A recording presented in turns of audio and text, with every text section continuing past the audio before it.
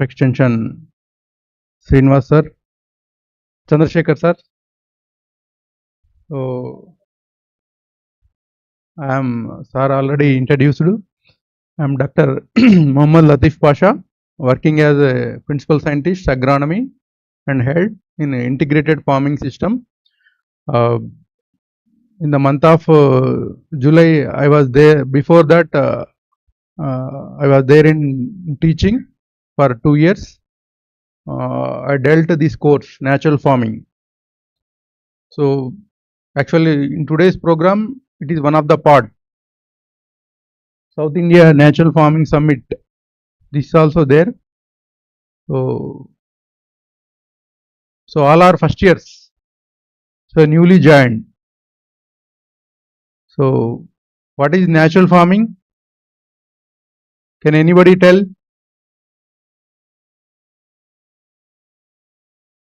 Natural farming. Now what farming we are doing right now? Can you tell me?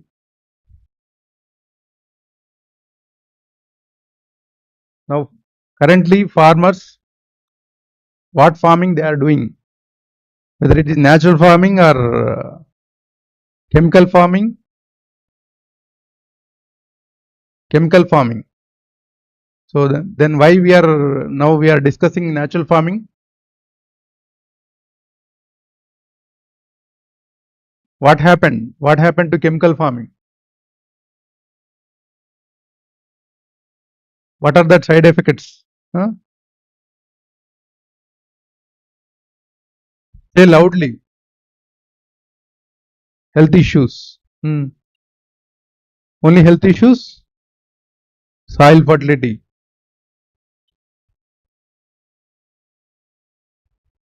So when Green Revolution started? Green Revolution. 1960s. In 60s, 70s decades. So Green Revolution started. So what is the main motto of Green Revolution?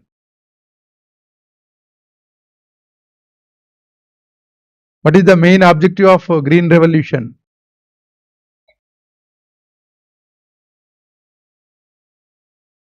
So Green Revolution, before independence, our food grain production was very less. We were in a position to import the food grains like rice and wheat. So we were not self-sufficient. So we used to import wheat and rice from other countries like developed countries like America, Canada. So at that time our India's production is very less than 50 million tons. So now what is the food grain production? Can anybody tell? What is the present food grain production? So these statistics you should know in fingertips. Okay. So before Green Revolution, this natural farming we have done, our forefathers, mana tata muttatalu. You know, so how many ICR students are there? Raise your hands.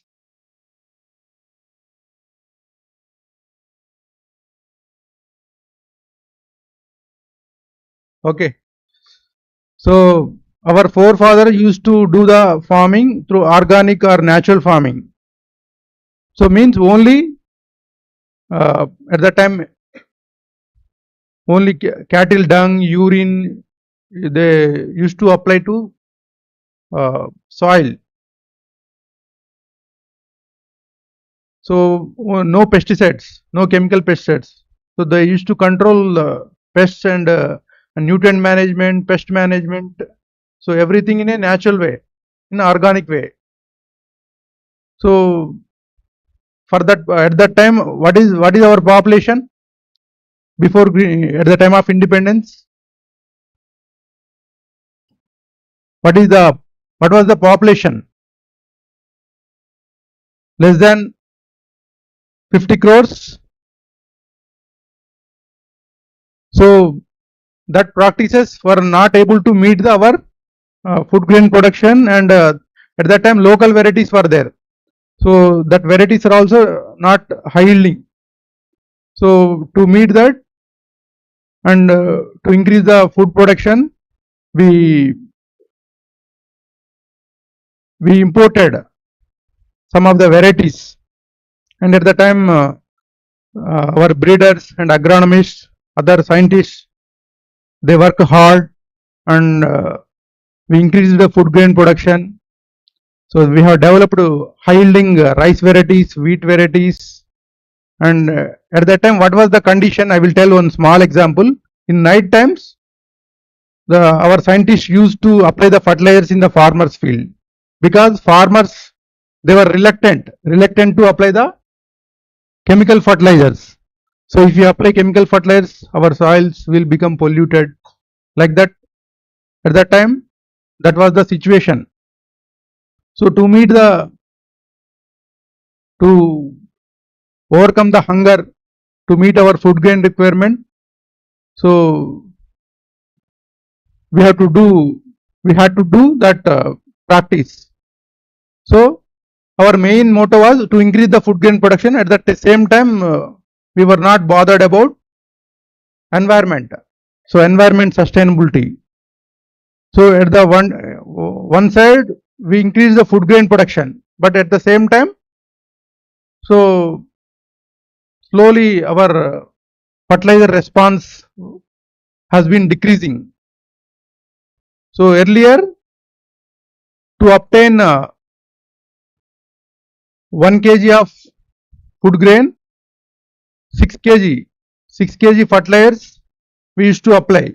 But for now, how soil condition has reached means, so to same 1 kg food grain, now we are applying 15 kg fertilizer. Here, food grain quantity is same, but fertilizer quantity increased. That's what we call as a factor productivity. Means soil is same, food grain quantity is also same, but we have increased the, so soil is unable to respond. So goes on increasing the fertilizer. So fertilizer response, nutrient response is decreasing. So that was that is the situation. So everything is got slowly contaminated. Our soil contaminated, air contaminated, water contaminated. So slowly to overcome these side effects, this natural farming practice come into picture. So what is natural farming? What is natural farming? So right from land preparation till harvesting. So we have to do our own indigenous practices. So that is called natural farming. So sowing, land preparation, then seed treatment, our weed management, pesticide management, nutrient management, water management. So these are all we do indigenously. ITK. What is ITK? Indigenous technical knowledge. So these we have to, everything is our own local made. So we won't use any external inputs in natural farming. So whatever available resources are there in the farm, that we utilize in our own farm only. So we won't apply any external inputs like fertilizers, pesticides, herbicides, chemical hormones. So like that. So whatever resources are available, like Padi Panta. So Telugu we call Padi Panta. You know Padi Panta? Livestock integration with, so without livestock, so there is no crop. So that's what now I am heading that scheme, integrated farming system. So integrated farming system means, so already our Honorable Director of Extensions are told. Integrated means, so crop, along with crops, livestock also, livestock farming also we will do. So livestock means cow, buffalo, then sheep, poultry. So this is also location specific, climate specific. So depending upon the farmer's resources, soil condition, climate, these enterprises will be vary. So if crop byproducts, what are the crop byproducts? In rice, if you take the rice, what are the, after taking the grain, what other products we can get? Straw, paddy straw. So that will be used as a, for livestock. Is it useful as a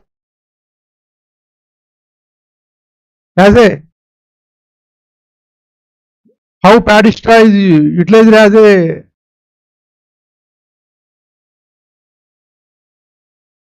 a input in the form of food or fodder? How many from agriculture background? Raise your hands.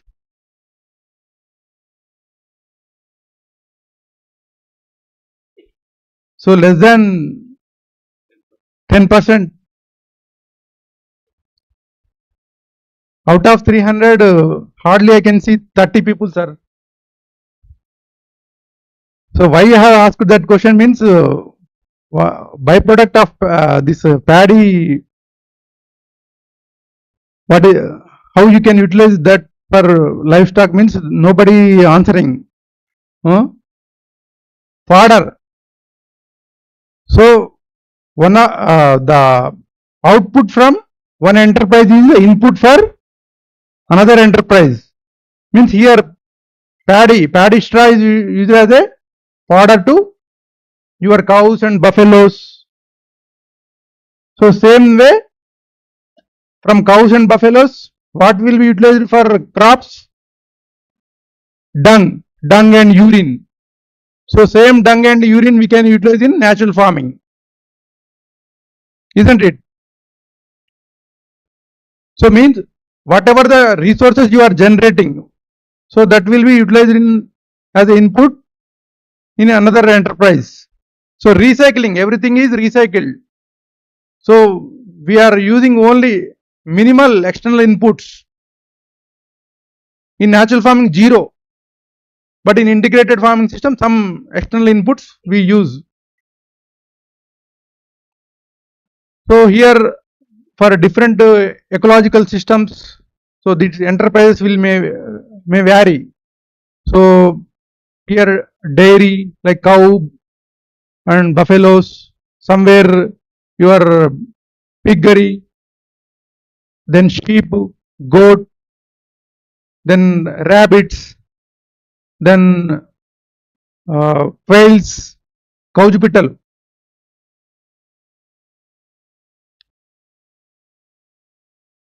So India, how many agroclimatic zones are there? I think you might have studied recently in agronomy, fundamentals of agronomy or principles of 15. So 15 agroclimatic zones means, so these 15 are vary. So we are having different enterprises.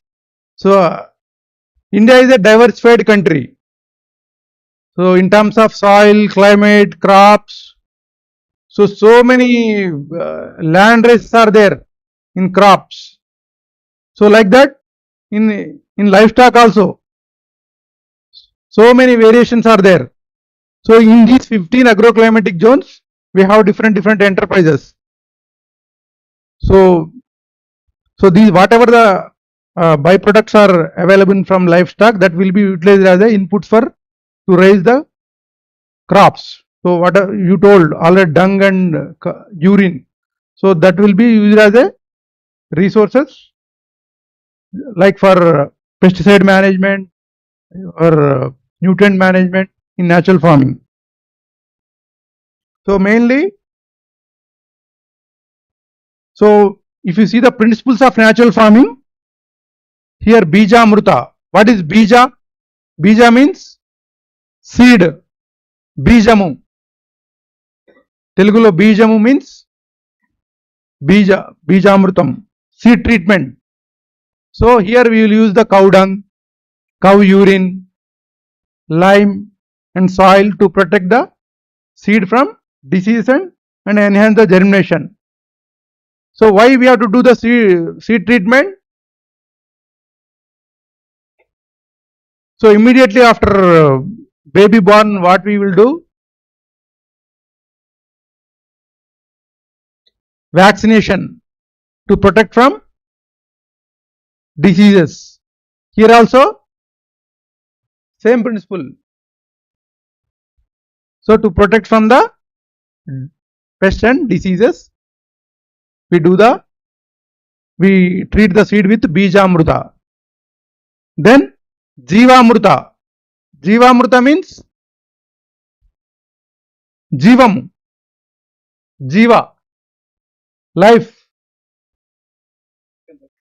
So application of microbial rich solution made from cow dung, cow urine, jaggery, pulse flour and soil to enrich the soil microflora and stimulate the root growth.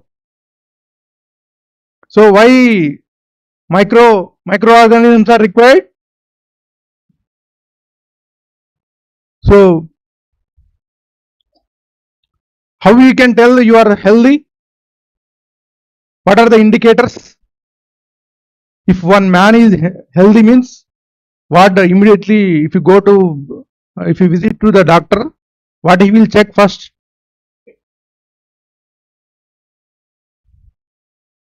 You are not opening your mouths. What he will check? Pulse, BP. So same way, if soil is fertile means what we have to check? What are the indicators for healthy soil? So microorganisms, abundant microorganisms. Then your pH. What is the pH? So if microorganisms are more, automatically your organic carbon, soil organic carbon will be good. Then comes to nitrogen, phosphorus, potassium, then electrical conductivity. So in coming classes you will learn all these things. Okay. So these are the indicators for a healthy soil. So like that. So if microorganisms are more means your cell, automatically your soil will be healthy. Then mulching. So what is mulching? Achadana. This is also one of the principles in natural farming. Mulching, mulch, covering the soil with crop residues, covering the soil with crop residues to retain the what will happen if you cover? So this roof is covered means protecting from. So we are under protected condition. So same way, if your soil is protected means what will happen? So daily sunlight will pass. Sunlight will passes na. So if you cover with soil means, if you cover something with on soil means what will happen? I have given irrigation and I have covered with some residues. What will happen? Otherwise, if I remove that cover, what will happen? Without cover, with cover. These are all simple questions.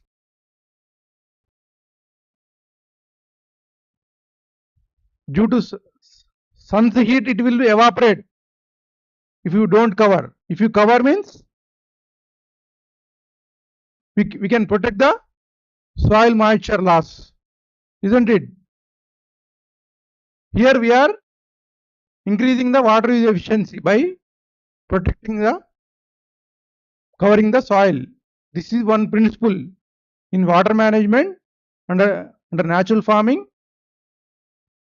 So covering of the soil is one of the key principle.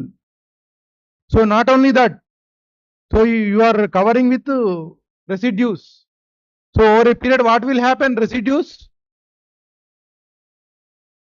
మనం చెత్తను we will put we throw the our household dust or whatever the trash outside. After some days, what will happen? Decomposition. So with the decomposition, what will add to the soil? Organic matter. So if organic matter adds, means it will increase the fertility. Then, so now it is the winter season. So if you go outside, you feel some shivering. If you there under cover, warm.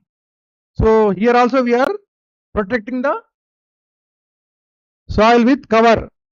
Then regulating the. So I wore this jacket. What will happen? Body temperature will be regulated or not? Here also same principle. You are covering the soil, means regulating the soil temperature. So that is with mulching. So we are retaining the moisture, we are regulating the temperature, and we are enhancing the soil fertility by decomposition of the organic matter. Then soil aeration. Vapasa. Soil aeration. Aeration means, so I have given irrigation. So all the micropores, macropores in the soil. So all micro and macropores are filled with water. So after 2 to 3 days, so that some of the water will be drained. So first macropores will be empty. So in that macropores, who will occupy?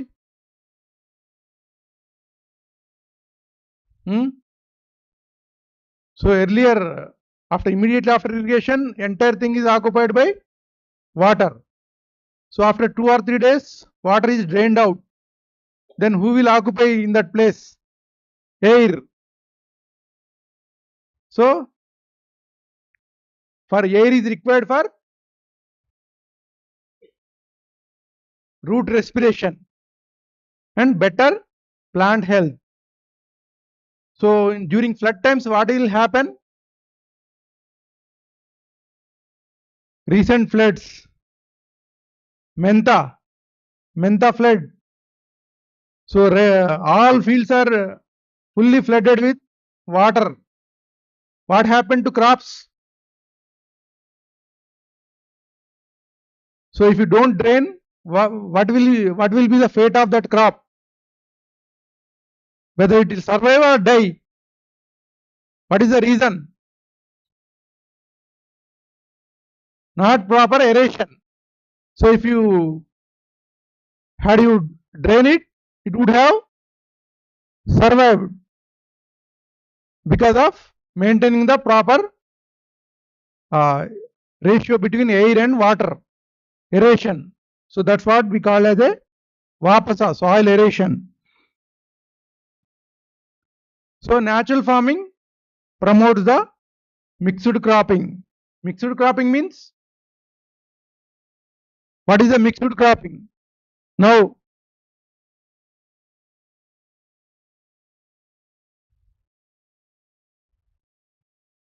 any cotton growing students are there?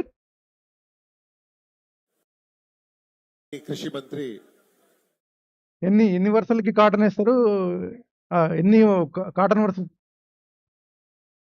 Yeah, that is called intercropping.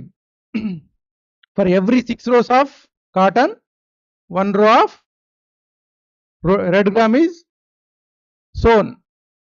So that is called intercropping. Why we have to do intercropping? हम सब कर लोकप्रिय पूरा देश भर के किसानों Which type of plant? Red gram belongs to which family? Family of red gram. Fabaceae.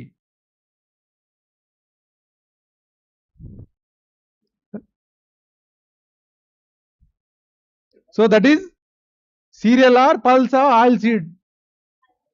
Pulse crop. What is the basic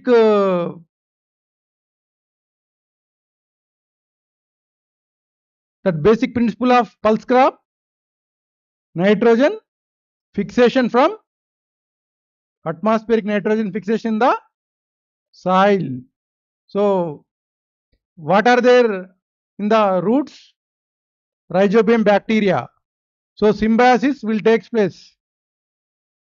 So this rhizobium requires the उपस्थित हैं, जोरदार ताली से स्वागत करें। यहाँ पर उपस्थित हैं हमारे पूर्व मुख्यमंत्री जो छत्तीसगढ़ में 15 सालों तक गांव गरीब किसान मजदूर नौजवान बच्चे बुजुर्गों के लिए काम किए, माताओं बहनों के लिए काम किए। ऐसे हमारे नेता विधानसभा के अध्यक्ष आदरणीय डॉक्टर रमन सिंह जी हैं, जोरदार तालियों से स्वागत। यहाँ पर उपस्थित है हमारे केंद्रीय राज्य मंत्री आदरणीय तोखन साहू जी, यहाँ के प्रभारी मंत्री टंगराम जी, यहाँ पर दयालदास बघेल जी सहित अन्य सभी मंत्रीगण, सभी माननीय सांसदगण, माननीय विधायकगण और जम्मो हमारे यहाँ मंच पे विराजमान सभी नेतागण और हमारे सामने बैठल हमारे तमाम सारे नेतागण हैं। सब ला मैं आज के अवसर पर माननीय हमारे देश कर कृषि मंत्री की उपस्थिति में आज जो है 25 लाख के your Diksharam program have visited or not in college farm.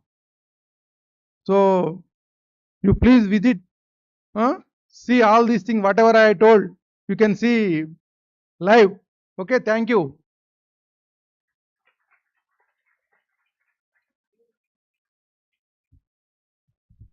Thank you, Latif. So within a few minutes, we are going to witness the inaugural program of today's meeting. So Latif briefly he told of the natural farming and also combining other aspects of the agriculture. That is good. So within these 3 or 4 minutes, I will narrate about the pulses. So we are having mission on pulses. Pulses ఏమంటాం మనం? పప్పు ధాన్యాలు అంటాం. పప్పు ధాన్యాల దిగుమతి. So in our daily diet, besides our staple food, maybe rice or chapatis, we should have combination. It is a balanced diet. Pulses, oil seeds, cereals, vegetables, fruits, etc. etc. So pulses are important component. So what are the unique character besides just now Dr. Latif told they are having a unique character of fixing atmospheric nitrogen. What are the other unique characters they provide? They are the source of more protein. More protein. You compare the protein content in rice, how much the protein content in pulses. On an average, it is 20% protein content. And in rice, it is 7%. So that is a great benefit from the pulses. So why do we need more content of protein? Because for our health, for the build-up of the muscles, protein is required. They are the source of various amino acids. Is it not? So the combination of this pulse and the cereal, it is called as, what is that? Balanced diet. It is a protective food. Is it not? So these are the unique characters. They fix the atmospheric nitrogen, they provide more protein, and they fix the nitrogen so that the burden for the external fertilizers is coming down, and also they serve as a intercrop or mixed crop, is it not? So these are the some of the important unique characters of the pulses. But where we do stand in this pulses production, so at this stage you may not be knowing much about the production of the pulses because you are at budding stage and very younger to understand what is agriculture. But you grow up after 5 or 6 years, when you put up 25 years and 26 years, you will realize, array, what is that? What we have learned, what is agriculture is. So government of India is spending valuable foreign exchange for the import of the pulses from foreign countries. How much it is? How much it is? Huge amount, crores of rupees. I think for importing the pulses, maybe red gram or Bengal gram, moong, etc., even peas. So in North India, the peas is important, field pea. So for importing this much, what is huge quantities of pulses, we are spending the valuable foreign exchange to the tune of 15,000 to 20,000 crores. What about oil seeds? Still we are lagging behind in the production of oil seeds. We are also having a mission on oil seeds also. Okay, still the spending of money from India is more in oil seeds. It is the tune of around 70,000 crores. Imagine how much we are losing just for food purpose.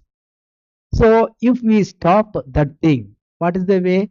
We have to increase the production of the pulses, oil seeds by following the good agricultural practices, so that that amount can be saved, that amount can be spent for building the other infrastructure facilities, maybe irrigation projects, maybe roads, maybe labs, maybe rail connection, extending the that is air travel to other nook and corners of the country. You can imagine anything.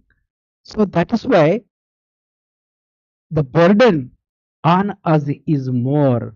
The responsibility on us as well as on you, it is more. You have to learn. You have to become a perfect citizen. You should get the knowledge. You have to stand on your own legs and extend to the helping hand to the farmers. Okay, so what is the average productivity of pulses in general? In general, you may not be knowing at this stage. ఎంత వస్తుంది చెప్పండి ఒక ఎకరానికి? కందులు ఎన్ని అయితే ఒక ఎకరానికి చెప్పండి, లేకపోతే శనగలు ఒక ఎకరానికి. ఎవరు who is involving fully in your agriculture at home? Please raise your hand. Any one of you. Start అయితే you please stop me, Srinivas. Whenever it starts, just you give me a signal. I'll stop. Anybody? Anybody can guess the average yield? Yeah, tell me. ఏంటి అవి? Red gram ఎంత ఎంత ఎంత వస్తుంది చెప్పు ఒక ఎకరానికి? 32 క్వింటాల్స్ ఒక ఎకరానికి. Oh that is the bumper yield. It is a bumper yield. You are guessing or you have seen? మీ పొలం guessing. Okay. So 32 quintals means it is a huge. Hardly if we get 7 to 8 quintals per hectare, that is a great thing under farming conditions, because these pulses are grown mostly under rain-fed conditions. Rain-fed means fully dependent on rainfall. Okay, very less area may be cultivated during the Rabi season wherever some irrigation facility is there. But 70% of the pulses in general in India, including Telangana, they are raised under rain-fed conditions. So once it is cultivated under rain-fed conditions, it is subjected to various maladies. So whenever it requires more moisture in the soil for put up its vegetative growth, there may not be there moisture. So that automatically the growth will be reduced. Once the growth is reduced, where is the chance to get more flowers, more pods, more seeds per plant? Automatically your yield will come down. What is the net result? Lesser yield. So that is the thing. So under these conditions, what is our responsibility? We have to go for research. Still, what when can we do better for raising the yield? Whether we can evolve a good variety or good agronomic practice under rainfed conditions or any other chemical that will enhance the usage of limited moisture in the soil. So that is one of the things. So many practices are there. You will be learning the second year, third year, final year. What are the dryland practices? What you have to do under irrigated conditions? What are the varieties to be chosen under irrigated conditions? Okay, pulses production. So far, we are producing around, I think, did we achieved 30 million tons of pulses so far? What is the recorded level of production of the pulses in India? Recorded level of production 32 million tons it is. And oil seeds we have gone up to 38 to 42 million tons. But still we are lagging to feed the increasing population. So what is our population till now? What is our population? General we will say 1.4 billion. No, it has reached to maybe 1.5. Did we reach to 1.5 billion? Did we reach or not? But we have surpassed the Chinese record in population. Chinese population is I think 1.4. Ours was just 1.46 crores. So we have achieved a record level of population. For this population, we have to provide the food grains. That is the essential. That is the primary responsibility of the government of India somehow. So what are the ways and means? Agriculture. So if we are unable to produce huge quantities, what we have to do? At least we have to import. So that is the thing. Okay, so we have to reduce this gap of demand and supply. So year by year, the population is increasing at a decreasing rate. Even our agricultural production is also increasing at a decreasing rate. The net result is deficit side. So what is the minimum requirement of cereals, pulses and oilseeds per day? So based on this, we can calculate how much is required per person, and we can multiply simply what is the population of India and how many million tons of pulses, how many million tons of oilseeds we need, what is the sugar quantity required for India, how much vegetable production should be there, etc., etc. Okay, I hope I have explained briefly what is agriculture, what is the food, what is the demand, and what is the scenario of agriculture. So what is the contribution of agriculture to the GDP of India? What is the GDP? Are you having any economics course in the first year? Economics course? Not having? Gross domestic product. స్థూల ఆదాయము అంటారు. Okay, GDP, gross domestic product. So if it is 100, our agriculture is providing 17% of it, 17% of GDP. Okay, India is having a gross domestic product of 100, 17 rupees are from agriculture side. So what is the source of remaining balance? 83 rupees. From where shall we get? Manufacturing, service, industry, etc., etc. So 20-25 years back, the contribution of agriculture was around 30-40%. Slowly it came down. Now it is 17%. Of course, agriculture, it is a combination of allied sectors. Don't think that only the production of the crops, but it is the combination of your livestock, veterinary, home science, sericulture, horticulture. It is a broad term. Whether it is agriculture or farming, one and same. You need not be confused. Some persons they use the term farming, but widely used term is agriculture. It is a combination of this thing. Okay. So what is the area in our state then? What is the geographical area? What is the cultivated area? What is the area under various crops? Maybe rice, maybe cotton, maize, red gram, soybean, etc., etc. So all this information you should have on fingertips by the time you are completing your degree at least. Okay? Did you get something? Whether your knowledge is enriched to something by listening to these two lectures, Latif Pasha and me? What is your answer? Yes or no? Say emphatically. Good. Thank you. Now let us witness that thing. Srinivas, ఇంకెంత time ఉంది? Yeah. Now I request Govardhan to share his knowledge about these programs prevailing in India. Okay. Your beloved associate dean. Come, Govardhan.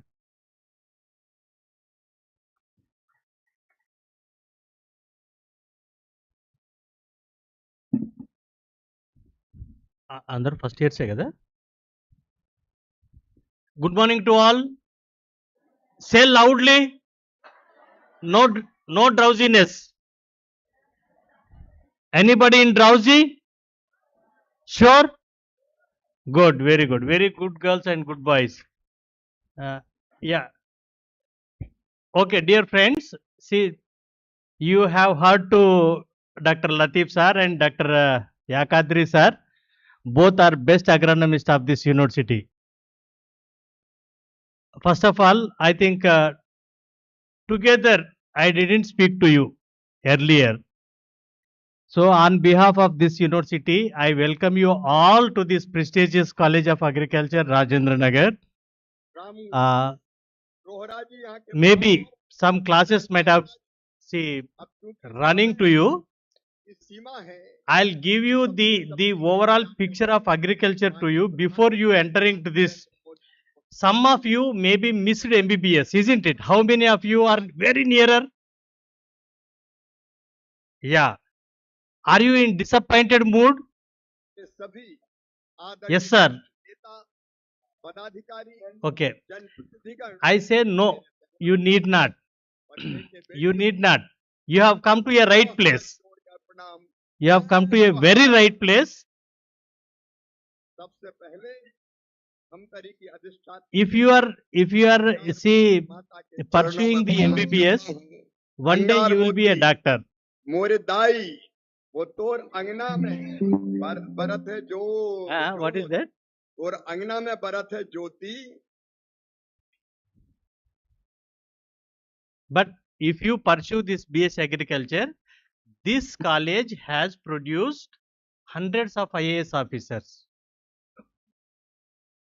hundreds of scientists, thousands of scientists.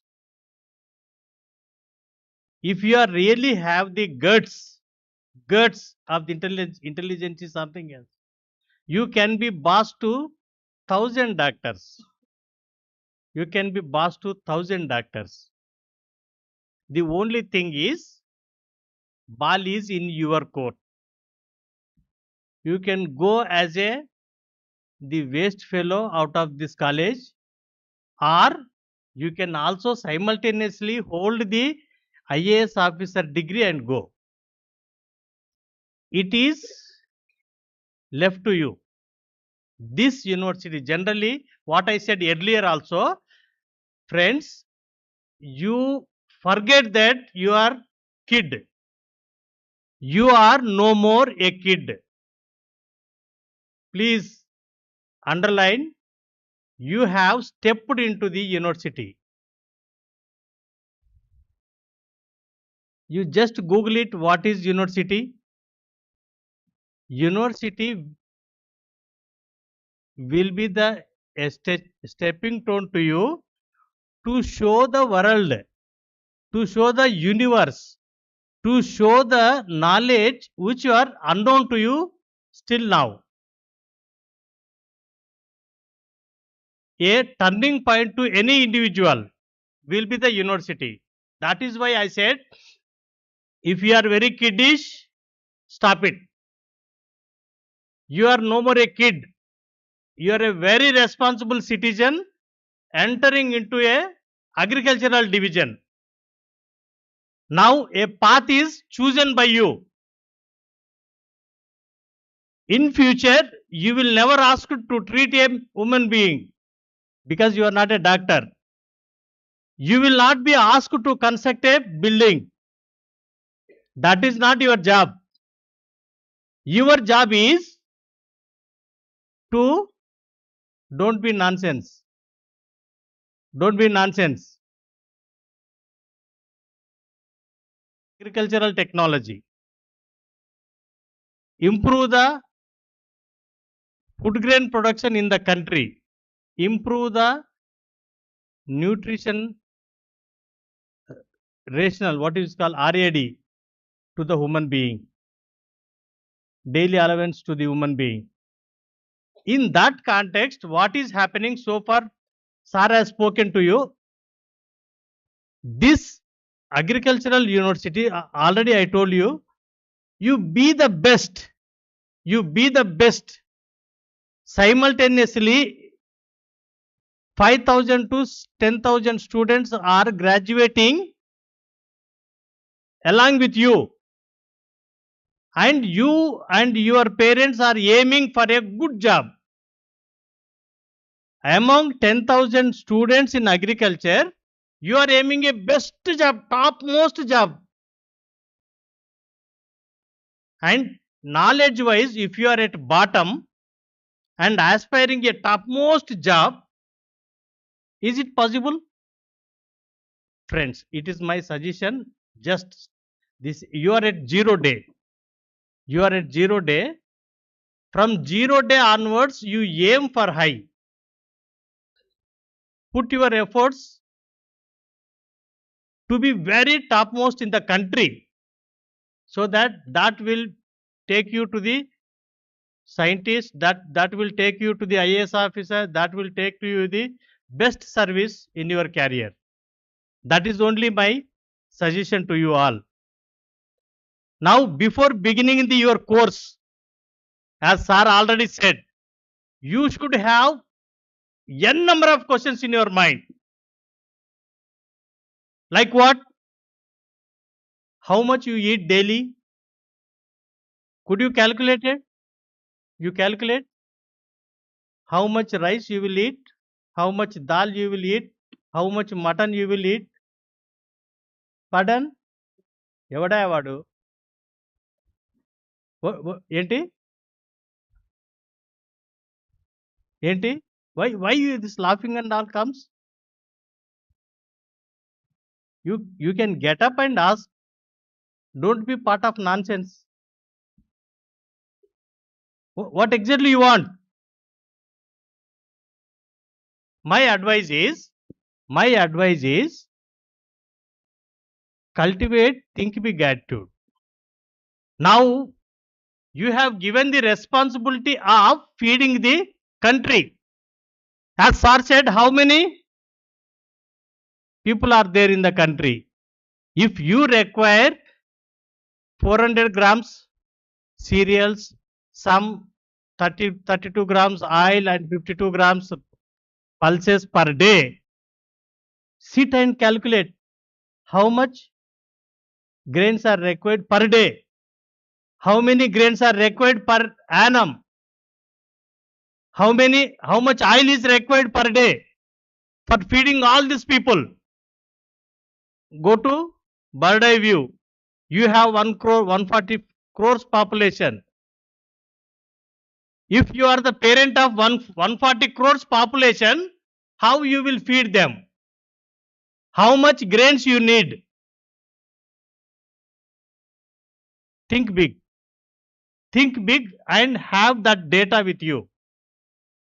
If you Google it, you will get this much quantity you require per day. And suppose if you are the Prime Minister of India, like Modi ji, what the responsibility you will have as an agricultural graduate? Tomorrow you are going to be agricultural graduate. How this country is lagging behind? As sir already said, one day, maybe you have born this time in 1940s or 1930s, people died for food.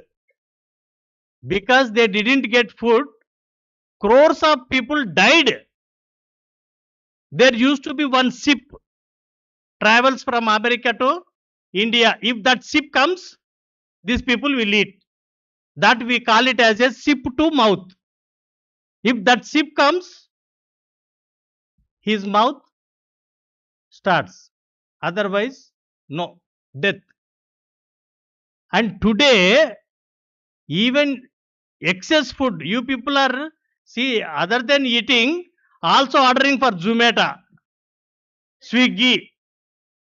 Excess food is available, isn't it? So that is the what is development in India? That is the development. From hunger to overnight. So that is the development happened in India. But still, we are not 100% sufficient. Only the food grain productions are increased. But as rightly said, sir, we do not have pulses, sufficient pulses. We do not have oil seeds. We do not have sufficient meat production. Okay, although we have milk production, that is not sufficient. Although we have cotton production, that is also not sufficient. Now, your comprehensive idea must be how these constraints need to be removed in India. Suppose if a simple, maybe in your MSc level, PhD level, we say how to increase the pulses production, how to increase the milk production. The problem is people are eating more than required. We say, eat, Baba, please eat only 32 grams of the oil. But fries, etc., people are eating 52 grams. So in agriculture, what we learn, whatever is seen shortage, focus on that, produce more. After your graduation, you will be asked, go to a farmer, study the farmer. Farmer is having certain shortfalls. Now you are a graduated, having complete knowledge of the agriculture. Analyze him, where he is in short. Fulfill that and improve the productivity. So that is the job of agricultural graduates. So in all these courses, maybe today you may be listening PM, or you may be listening to CM, or you may be listening to so many scientists, or you may be listening to so many IAS officers. What they say make the country from underdeveloped to developed country, isn't it? That is the only thing they say, isn't it? So what is mean by underdeveloped? So underdeveloped countries, although we are leading the life with minimum needs only, we are leading. What is developed countries? Everything is extra there for them. They have excess food, they have excess cloth, they have excess comfortability like cars, they have aeroplanes, they have all traveling comforts, everything. Their per capita income is more. isn't it? Now, I want to see a poor farmer, a corner farmer in the country to be compared with a American citizen. If so, what to do? A farmer cultivating 4-5 acres of the land should get the equivalent income to that of an American. Is it possible? No? Yes or no? No. Because our cultivation conditions are not that profitable. Now, as agriculture graduates, please pursue your graduation, pursue your see your all your textbooks, whether this man is able to earn as good as an employee. An employee is getting minimum 50,000 rupees per month. Suppose altogether, just now somebody said, if a farmer cultivates red gram, he will get 10 quintals. If he has 5 quintals, he will get 50 quintals. If he sell 50 quintals, how much income he will get? Is it that income is equal to a employee who is getting 50,000 rupees? Or to the equal to the watchman who is working in a super mall? So always farmer will question, sir, if I do agriculture, how much I will get it? Sir, I don't want to do this because this mall people, watchman is getting 20,000 rupees per month. Even if I do agriculture, I am not getting that much also. Now question is in your code. How a farmer has to get minimum that 50,000 rupees per month, apart from his non-farm incomes. So that is the agriculture. Okay, you do it. Of course, in pursuing your different courses, you will come to know what is how the productivity need to be improved, where the shortfalls are found. Every year by year, you will be knowing. But only thing is, from the beginning itself, from the very first day itself, I said, how many you purchased your notes? Have you purchased your notes, cyclo-style notes? 50 pages? No.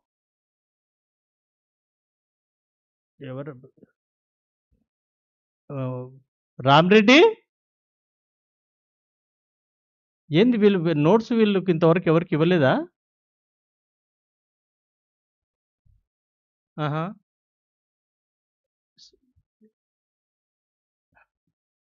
Have you not purchased the notes? I think this is 20-25 days over. See, you have come here. Anybody for farmers hostel? What? Some notice is sticked there, no? Cyclo-styles are available. Call this number. It is there. I have seen. Not called. You have not called. Why? Okay. You ask your teachers. Get that notes immediately. Or else ask the textbooks. Ask your teacher textbooks. Concerned textbooks. Spend each and every day. I think you should go through the entire syllabus. Many people, after completing second year, up to first year, second year, particularly Narayana Chaitanya students, they will be very much relaxed. These many days with Lati, they taught you the courses. They taught you the syllabus, writing the exams every day evening, no? It was hectic, and just now you are relaxing. No exams, enjoy. But first year, second year, in third year, people will realize, oh, I lost 2 years. Even if you think repeatedly that time, your time will not come back to you. Because this is the first class, I am interacting with you, advising certain things. Those who start their studies from the 0 days, this day, whatever teacher said, you should revise it. Once after going to your room, at least for 5 minutes, 10 minutes, you should read out. Those students only will get the jobs. Others will go back to your home with degree certificates. Nobody will call you, nobody will prefer you. You will simply see your certificate and sleep. This is the reality. Understood?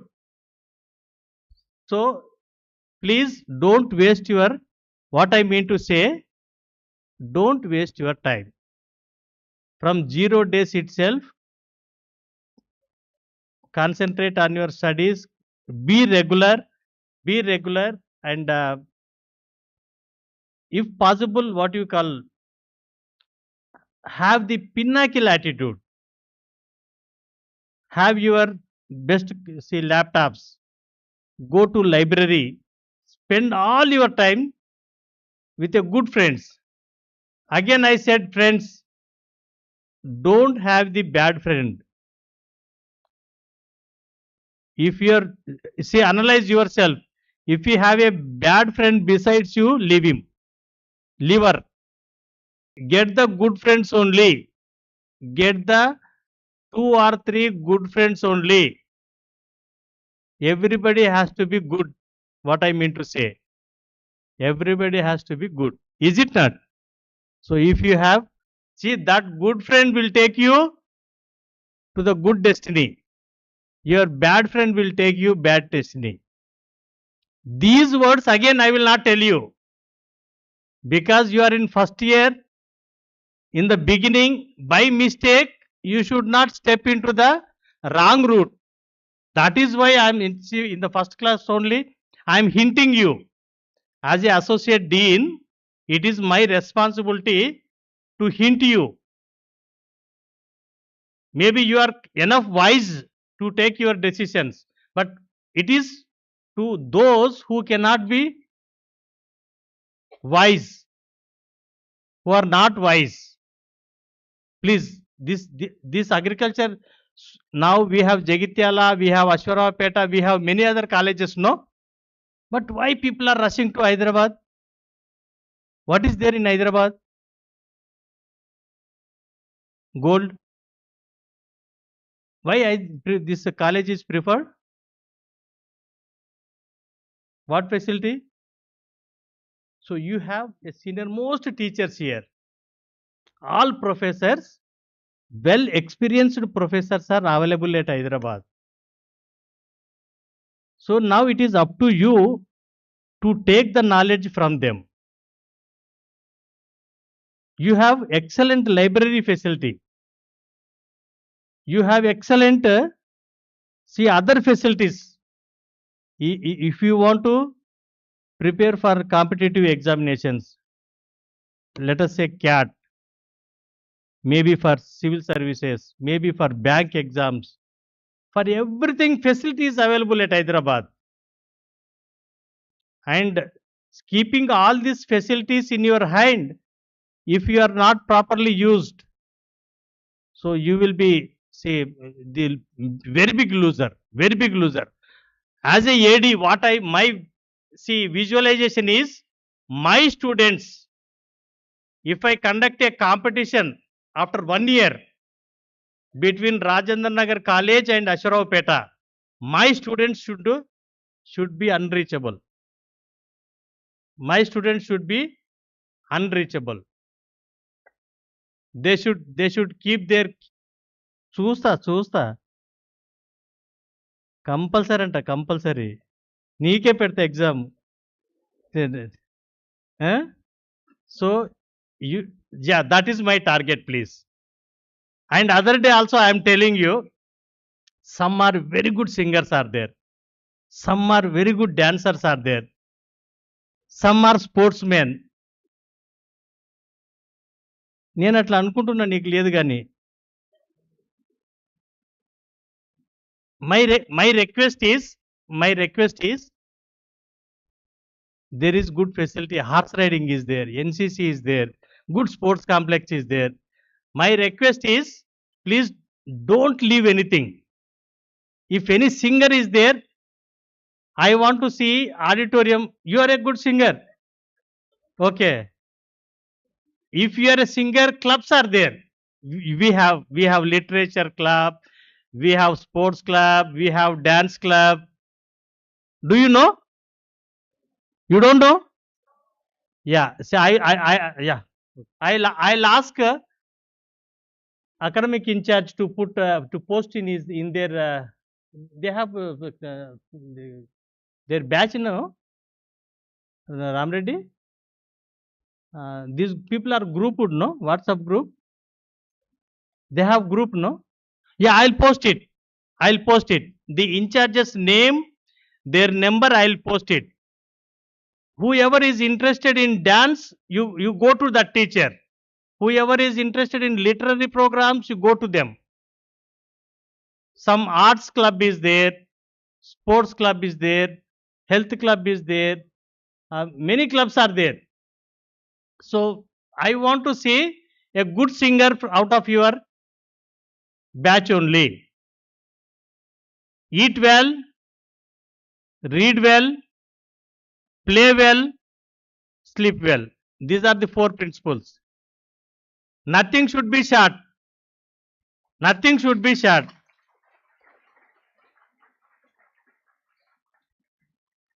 So finally, I wish that one day, maybe after see your annual program, for your annual program again, we will call our director of extension, sir. Sir, in the beginning, you have seen our kids. Now after 1 year, I polished them. Now see the polished goods of our College of Agriculture, Rajendra Nagar. They should say that yes, some difference is there. So I can speak subject. See, there are number of teachers. They will teach you. See, they will interact you at subject wise. As a associate dean, because it is my first time to speak to you, these are all my suggestions. And there is another angle. See, dear kids, you please speak to your second years. I have suspended them for 1.5 months. For simple reason that they have ragged. Simple reason. They have not beaten even. Indifferently they have spoken. For 1.5 months I have suspended them. Literally for food they are on the roads. They were roaming on the roads of Premavatipeta. Ask them. There is good angle, but there is a bad angle also. We don't tolerate any student who will behave indifferently. Here we have 2000 students. We don't allow any student to spoil the other student. We promote all harmony, all intelligence, all your activities, just like parent. But at the same time, we will cut your tail to the bottom. If any wrong thing goes, we will cut your tail also. So thank you very much.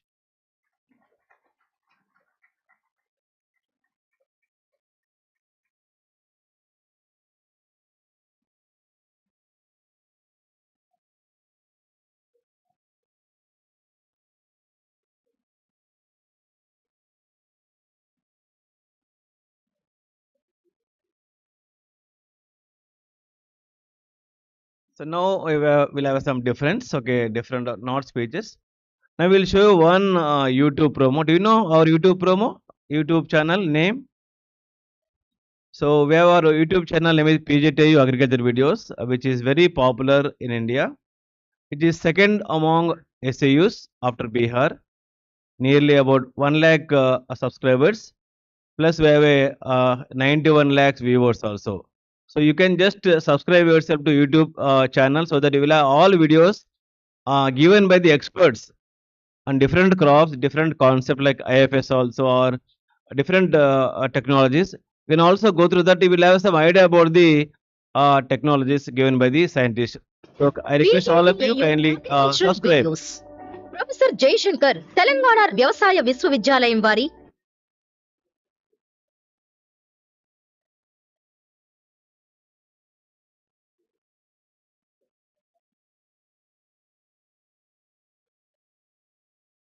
PJTAU agricultural videos professor Jayashankar Telangana వ్యవసాయ విశ్వవిద్యాలయం వారి ఆధునిక వ్యవసాయ సాంకేతిక సలహాలు, పంటల సాంకేతిక పరిజ్ఞానం, సమగ్ర సస్య రక్షణ, రైతు ఆదాయ రెట్టింపు మార్గాలు, పంట ఉత్పత్తులకు విలువ జోడించడం, వ్యవసాయ యాంత్రీకరణ, రైతుల విజయ గాథలు, రైతు స్థాయిలో నూతన ఆవిష్కరణలకు సంబంధించిన ప్రామాణిక వీడియోలను పీజేటీఏయు అగ్రికల్చరల్ వీడియోస్ ద్వారా ఉచితంగా వీక్షించవచ్చును. దీనికోసం మీ స్మార్ట్ ఫోన్లలో యూట్యూబ్ ఓపెన్ చేసి PJTAU space agricultural space videos అని టైప్ చేసి సబ్స్క్రిప్షన్ అనే ఐకాన్ మీద క్లిక్ చేసిన ఎడల ఇందులో సభ్యులుగా నమోదవుతారు. దాని పక్కనే ఉన్న గంట ఆకారంలోని ఐకాన్ మీద నొక్కిన ఎడల ఛానల్లో కొత్త ప్రోగ్రాం పెట్టిన ప్రతిసారి మీ మొబైల్ కు నోటిఫికేషన్ వస్తుంది. ఈ యూట్యూబ్ ఛానల్లో సభ్యులుగా నమోదు కావాలని, తద్వారా వ్యవసాయంలో అధిక నికర ఆదాయం పొందగలరని ఆశిస్తున్నాము. Now I request all of you just open your smartphones. You can subscribe because that give a lot of knowledge about the all the technologies given by the experts. It will be useful for you in your teaching also, your learning also, doing practicals also, identification of pest diseases also, concepts also, new technologies also. All will be put in a one umbrella that is called our YouTube channel. Later you can subscribe, go to the YouTube, type PGTU agriculture videos, then click on the YouTube icon, then click on the bell icon also, because if you click on the bell, you will get notification whenever you put new videos also. That will be very useful for you, especially in the first year for the students to understand the concepts. Now we will see the video of Diamond Jubilee of our PGTU. What is the history of university, when it was started actually, and how we are progressing towards our reaching the goals. We will see the Diamond Jubilee video.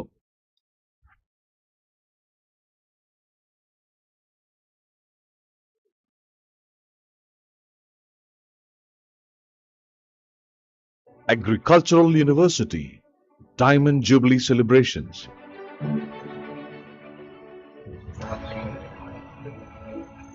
Agriculture, a vital cultural heritage and cornerstone of our nation's livelihood, has thrived with the dedication of countless hands and minds. 60 years ago, the seeds of this mission were sown with the vision of Dr. Marri Channa Reddy, Agricultural Minister of Hyderabad State. The foundation stone to Agricultural College was laid on 6th January 1955 by Dr. Sarvepalli Radhakrishnan, the then Vice President of India, which led to the creation of the Agricultural University at Rajendra Nagar. On June 12, 1964, under the Andhra Pradesh Agricultural University Act of 1963, APAU was foundation on March 20, 1965 by India's second Prime Minister, Shri Lal Bahadur Shastri. A year later, on 23rd June 1966, Srimati Indira Gandhi, the then Prime Minister of India, inaugurated the administrative block of the university. Andhra Pradesh Agricultural University was renamed as Acharya N.G. Ranga Agricultural University on November 7, 1996, in honor of Acharya N.G. Ranga, renowned agriculturist and parliamentarian, following the state bifurcation in 2000. Students are requested to stay back here because we have a Prime Minister's speech. After that only you have to move from this academic block, please. Please stay back here, just listen to the Prime Minister's speech about the agriculture, how we will supporting. So we'll inform to our respected teachers about your attendance, don't worry. So please be here, okay? Yeah, till Prime Minister program concludes, be here.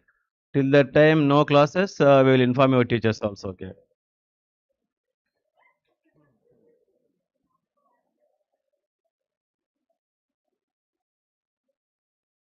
Okay. The Agricultural University was renamed in honor of the esteemed educationist and Telangana ideologue Professor Jaishankar. From a single university, the legacy expanded to 5 specialized institutions. PJTAU included 8 agricultural colleges, 1 community science college, 1 agricultural engineering college, 1 college of food science and technology, 12 agricultural polytechnics, and 1 agricultural engineering polytechnic. From its inception in 1964 to 2024, the university has awarded degrees to an impressive number of graduates. 32,296 undergraduate students, 9,572 postgraduate students, 1,503 doctoral students, and 12,360 diploma students. Launch of the Rural Agricultural Work Experience Program conceived by the visionary of the then Vice Chancellor Shri J. Raghutam Reddy, the first of its kind in India. The university's central library has evolved into a knowledge management center recognized as one of the nation's best. It houses over 2 lakh books, 120 national and international journals, and 1,300 online journals, serving as a resource hub for students and faculty. The Green Revolution in India was spearheaded by Punjab Agricultural University in Ludhiana with a primary focus on wheat. Simultaneously, Agricultural University collaborated with the All India Coordinated Research Project AICRP on rice, playing a crucial role in the Green Revolution for rice with variety Jaya and Hansa, covering a substantial 25% of the country's total rice cultivation area of 12 crore acres. This remarkable milestone is a testament to 6 decades of dedicated research and innovation. The university's contributions to crop improvement have been a cornerstone of its research endeavors. With approximately 508 high-yielding varieties of various crops developed since its inception, notable rice varieties include Swarna, DPT 5204, MTU 1010, and Telangana Sona have gained widespread acceptance not only in the Telugu states but also in other parts of India, including Bangladesh, Nepal, and Myanmar. The maize hybrids developed by this university are DHM 117 and DHM 121, cover about 10 to 12% of the country's maize area. The university organizes an annual state-level seed mela since 2017, offering quality seeds under the brand name Telangana Seeds. In veterinary sciences, the university has made strides in embryo transfer technology for conserving Hon'ble cattle and developed a vaccine for blue tongue disease in sheep. The poultry sector saw the release of ILR Jubilee 90, contributing to significant growth in the industry. The university holds 21 patents. It also pioneered DGCA-approved Drone Academy and developed a drone seed dispensing device with NABARD's financial support. The university's Ag Hub, a first-of-its-kind incubator, fosters innovation and entrepreneurship across the agri-food value chain.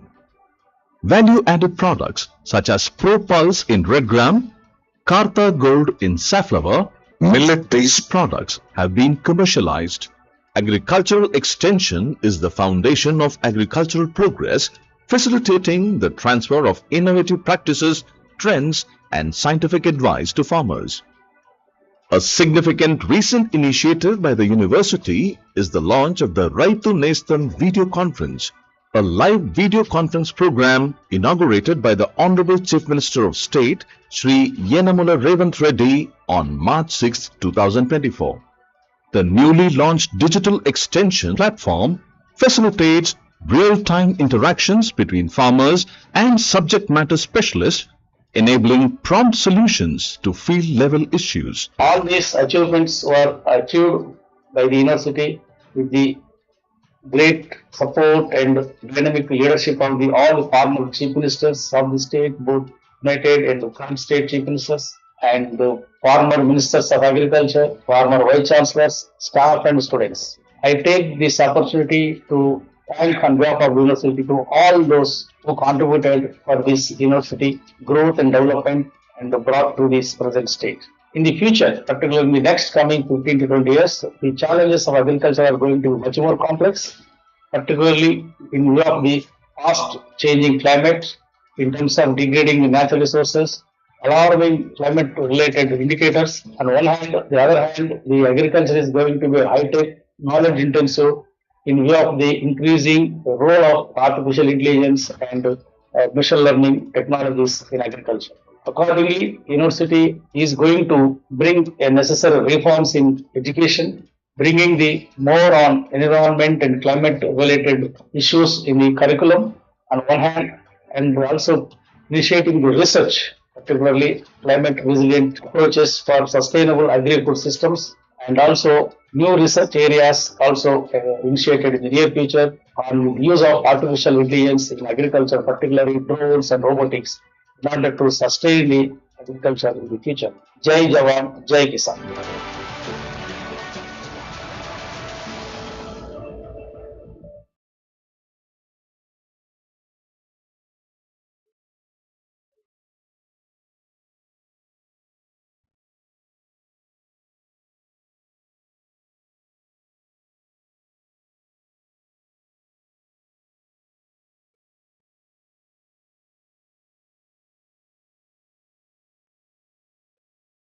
आदरणीय मुख्यमंत्री जी, विजय जी, जहां पानी की ज्यादा कमी है वहां 65% राशि मनरेगा की जल संरक्षण के कामों में खर्चा की जा सकती है।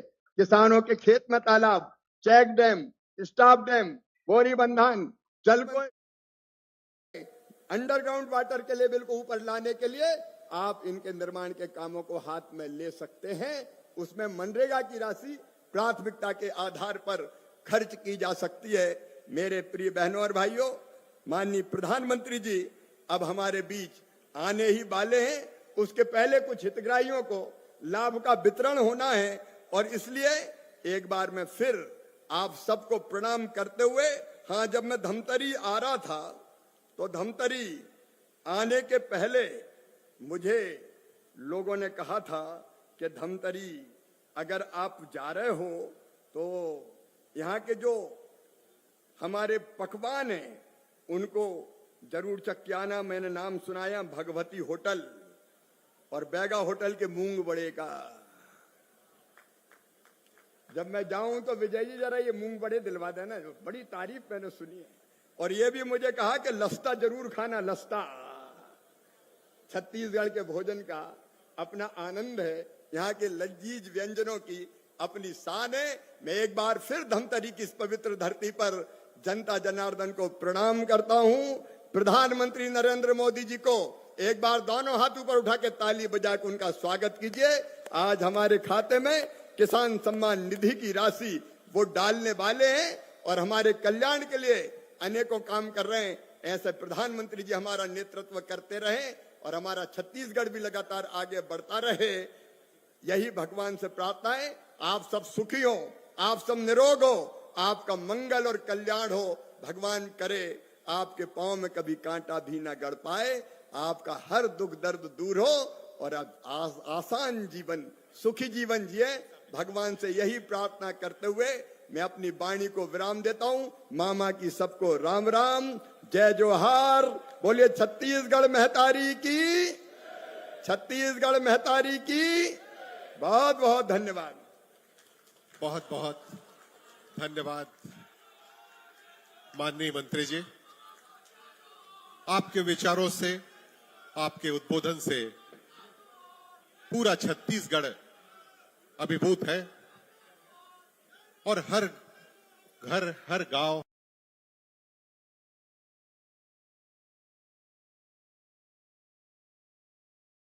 ऊंची मुकाम पर आसानी से पहुंच सकते हैं। इस कार्यक्रम को आगे बढ़ाते हुए मैं ये बता दूं कि आज अनगिनत सौगातों का दिन है छत्तीसगढ़ के लिए और हमारे धमतरी जिले के लिए। छत्तीसगढ़ राज्य में प्रधानमंत्री ग्राम सड़क योजना अंतर्गत 100 से अधिक आबादी वाले 770 बसाहटों को जोड़ने हेतु प्रधानमंत्री ग्राम सड़क योजना 4 के तहत 2,24,259 लाख रुपए की लागत से प्रस्तावित 2,442.575 किलोमीटर के 774 सड़कों का शिलान्यास आज होने जा रहा है। मैं माननीय केंद्रीय मंत्री महोदय से अनुरोध करता हूं कि बटन दबाकर इस प्रस्तावित कार्य का शुभारंभ करेंगे।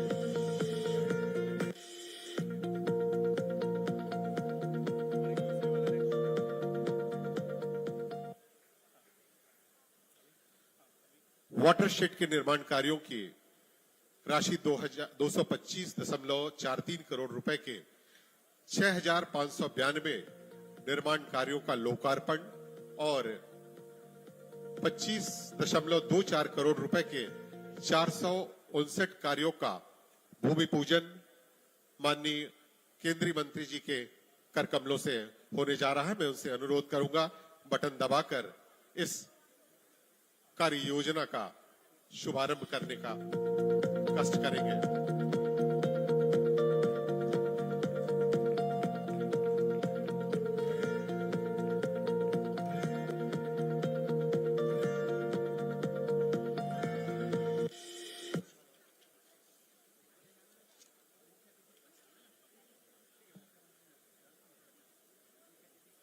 राष्ट्रीय ग्रामीण आजीविका मिशन बिहान योजना अंतर्गत डिजिटल फाइनेंस के बुकलेट का विमोचन का अनुरोध माननीय केंद्रीय मंत्री महोदय से कर रहा हूं।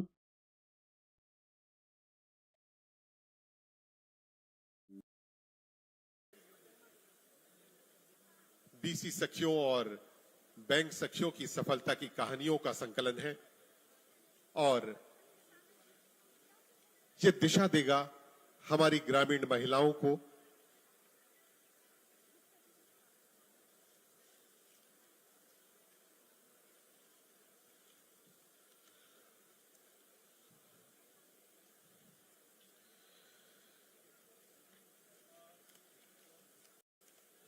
इसी कड़ी में छत्तीसगढ़ राज्य ग्रामीण आजीविका मिशन के अम्ब्रेला ब्रांड नेम 36 कला का शुभारंभ होने जा रहा है।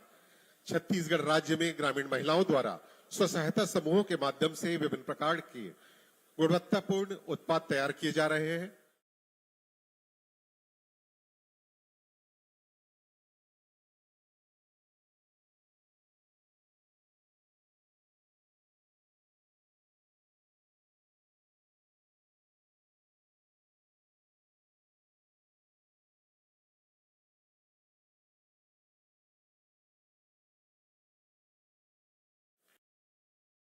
और एक वीडियो की भी प्रस्तुति हो रही है कि किस तरह से 36 कला हमारे गांव की बहनों की पहचान यहाँ की लाखों हुनरमंद महिलाओं के हाथों में बसती है।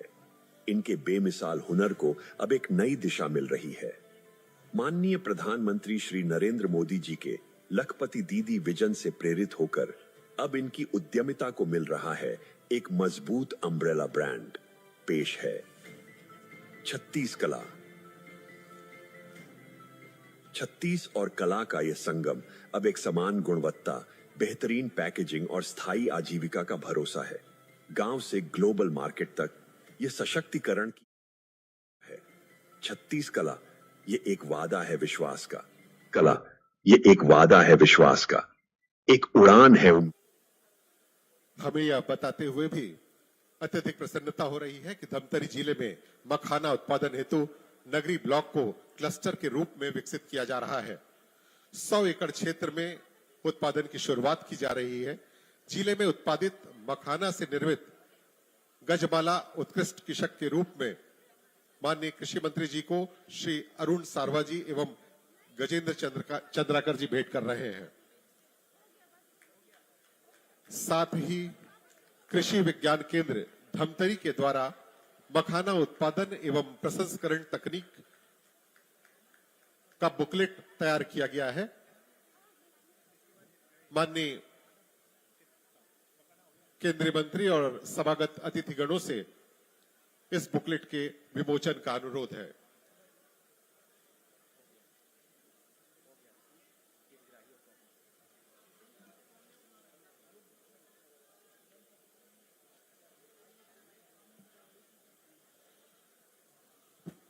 अभी आपने देखा छत्तीसगढ़ के किसान मखाने की खेती भी अब कर रहे हैं। अभी मुख्यमंत्री जी कृषि मंत्री जी से चर्चा हुई, एक मखाना बोर्ड बनाए मखाने की खेती को आगे बढ़ाने के लिए, मखाने की प्रोसेसिंग के काम के लिए, मार्केटिंग के लिए, ब्रांडिंग के लिए। तो मुख्यतः मखाने का उत्पादन बिहार में होता था, लेकिन अब मखाने का उत्पादन छत्तीसगढ़ में भी होता है।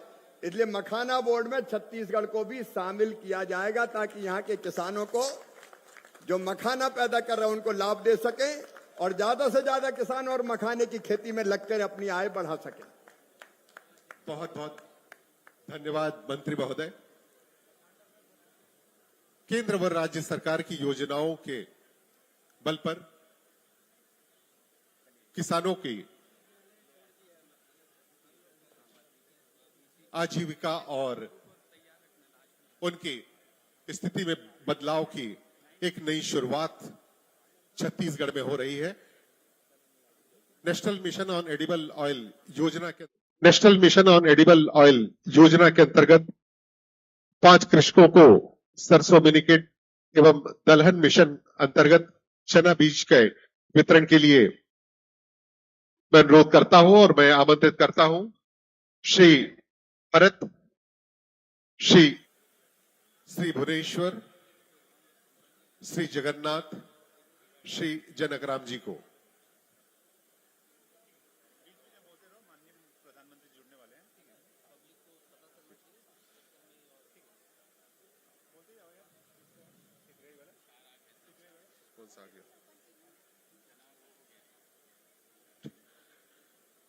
मृदा स्वास्थ्य पत्रक प्राप्त करने वाले हमारे 3 कृषक श्री ज्ञानेश्वर, श्री संतराम, श्री विजय जी को मंच के समक्ष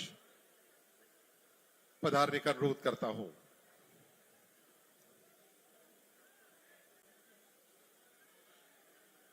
फसल चक्र परिवर्तन हेतु उत्कृष्ट कार्य करने वाले 3 ग्राम पंचायतों परस्तराई, रावा और पचपेड़ी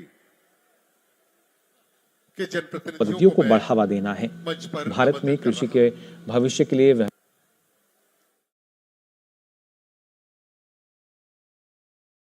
है। यह शिखर सम्मेलन किसान उत्पादक संगठनों, ग्रामीण उद्यमियों के लिए बाजार संपर्क का निर्माण करने पर भी केंद्रित होगा। आपको बता दें, इस कार्यक्रम में तमिलनाडु, पुदुचेरी, केरल, तेलंगाना, कर्नाटक और आंध्र प्रदेश के 50,000 से अधिक किसान, प्राकृतिक कृषि व्यवसायी, वैज्ञानिक, जैविक इनपुट आपूर्तिकर्ता, विक्रेता और हितधारक भाग ले रहे हैं। फिलहाल इन तस्वीरों में आप देख सकते हैं प्राकृतिक कृषि पर आधारित इस प्रदर्शनी का अवलोकन करते हुए नजर आ रहे हैं प्रधानमंत्री नरेंद्र मोदी। उन किसानों के साथ संवाद करते हुए भी कैसे उनका महत्वपूर्ण योगदान यहाँ रहा है और प्राकृतिक कृषि को बढ़ावा देने के लिए क्या कुछ और किया जा सकता है।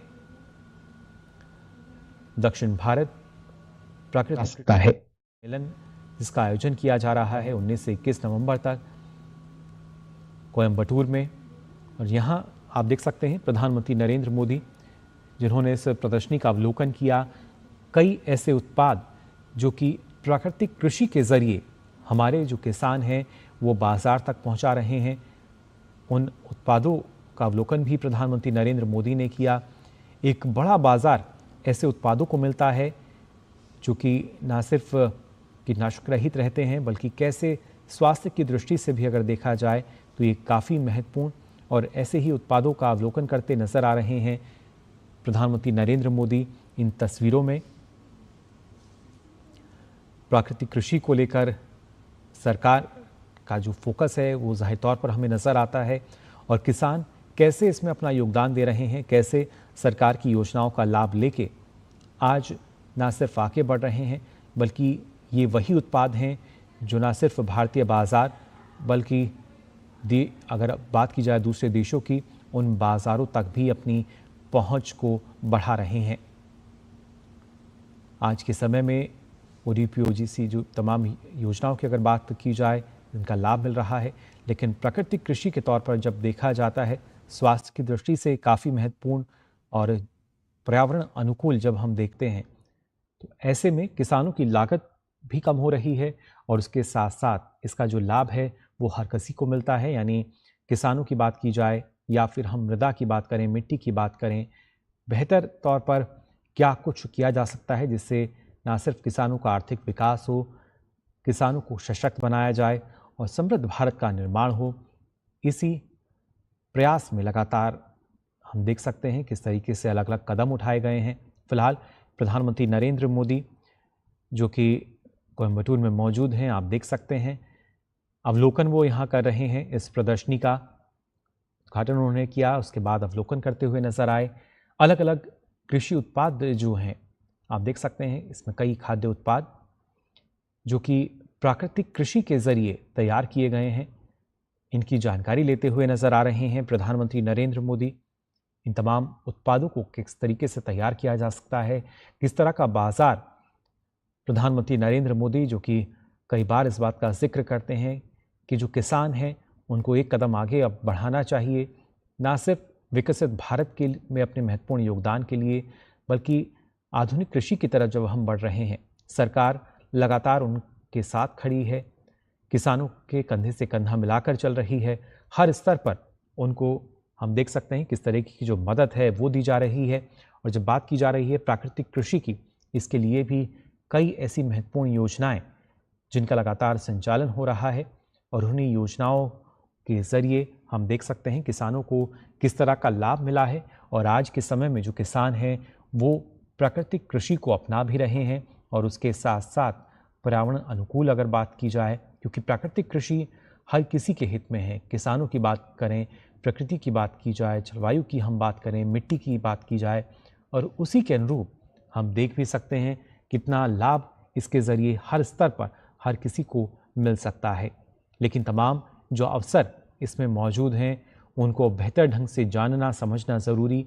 और इसी कड़ी में हम देख रहे हैं फिलहाल प्रधानमंत्री नरेंद्र मोदी जिन्होंने इस प्रदर्शनी का अवलोकन किया जो कि प्राकृतिक कृषि पर आधारित है, उसके अलग अलग उत्पाद जो हैं वो यहाँ हमें नज़र आए और जानकारी लेते हुए यहाँ नज़र आ रहे हैं जो लोग हैं उनसे, जो किसान हैं, कि कैसे ये जो उत्पाद है ये महत्वपूर्ण रहता है, क्योंकि प्राकृतिक रूप से जो उत्पाद बना है ना सिर्फ स्वास्थ्य की दृष्टि से वो काफ़ी महत्वपूर्ण, बल्कि कैसे उसको हम समय रहते बाज़ार तक पहुंचा सकते हैं, उसमें क्या कुछ भूमिका होती है।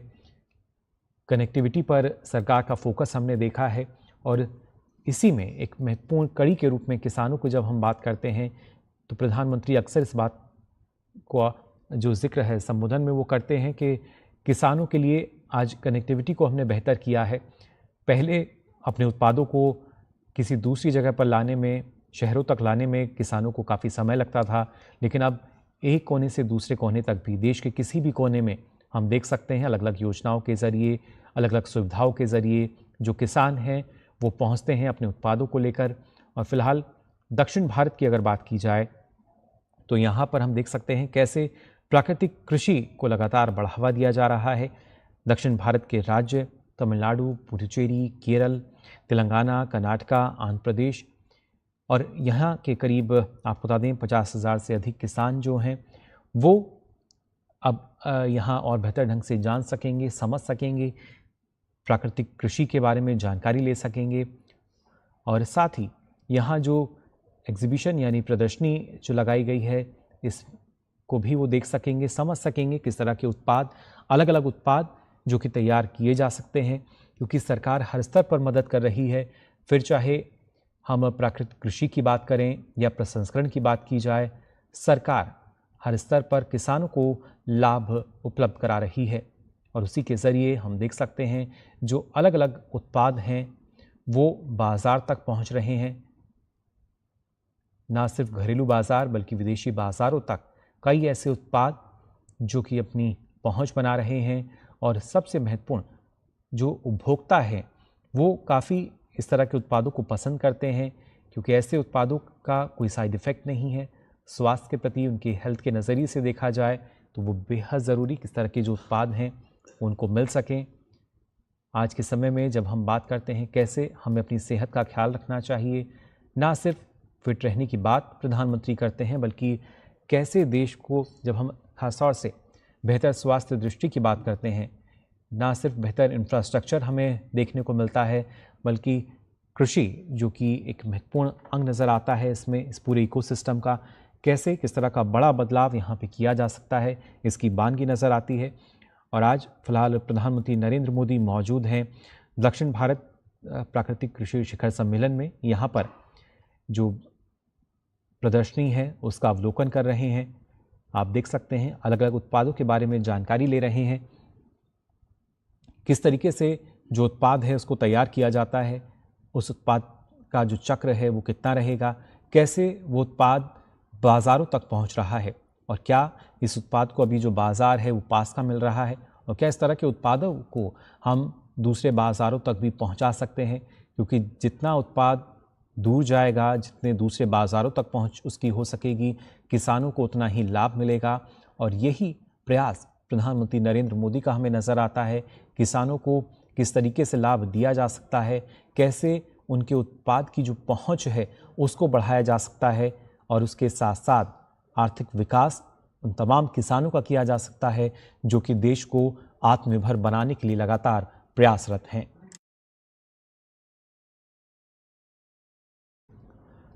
फिलहाल इन तस्वीरों में आप देख सकते हैं प्रधानमंत्री नरेंद्र मोदी, जिन्होंने जानकारी भी ली, क्योंकि आज के समय में जो किसान हैं सिर्फ ग्रामीण क्षेत्रों तक सीमित नहीं हैं बल्कि एक उद्यमी के रूप में अपने आप को विकसित कर चुके हैं, और एक बड़ा बाजार आज किसानों के सामने हमें नज़र आता है। और ऐसी स्थिति में आवश्यक यही कि क्या कुछ नया हमारे किसान कर सकते हैं, ना सिर्फ स्वदेशी को बढ़ावा देते हुए, जो स्वदेशी तकनीक की हम बात करते हैं, या पर्यावरण अनुकूल पैकेजिंग की बात की जाए, ये तमाम ऐसे मानक जिनका ख्याल रखा जाता है प्राकृतिक कृषि के दौरान। और फिलहाल यहाँ पर जो प्रदर्शनी का आयोजन किया गया है इसका अवलोकन करते हुए नज़र आ रहे हैं, किसानों के साथ संवाद करते हुए नज़र आ रहे हैं, प्राकृतिक रूप से जिन पौधों को उपजाया गया है उनके बारे में जानकारी लेते हुए नज़र आ रहे हैं प्रधानमंत्री नरेंद्र मोदी यहाँ पर। और अक्सर किसानों के साथ संवाद करते हैं, जानने की कोशिश करते हैं क्या कुछ नया हमारे किसान कर रहे हैं, किस तरीके से उनके उत्पाद जो हैं वो दूसरी जगहों तक पहुँच रहे हैं। फिर चाहे बागवानी की हम बात करें या औषधीय पौधों की बात की जाए, ये तमाम ऐसे क्षेत्र जिस पर लगातार प्रधानमंत्री का फोकस भी रहता है। परंपरागत खासतौर से जो फसलें हैं उन फसलों के अलावा,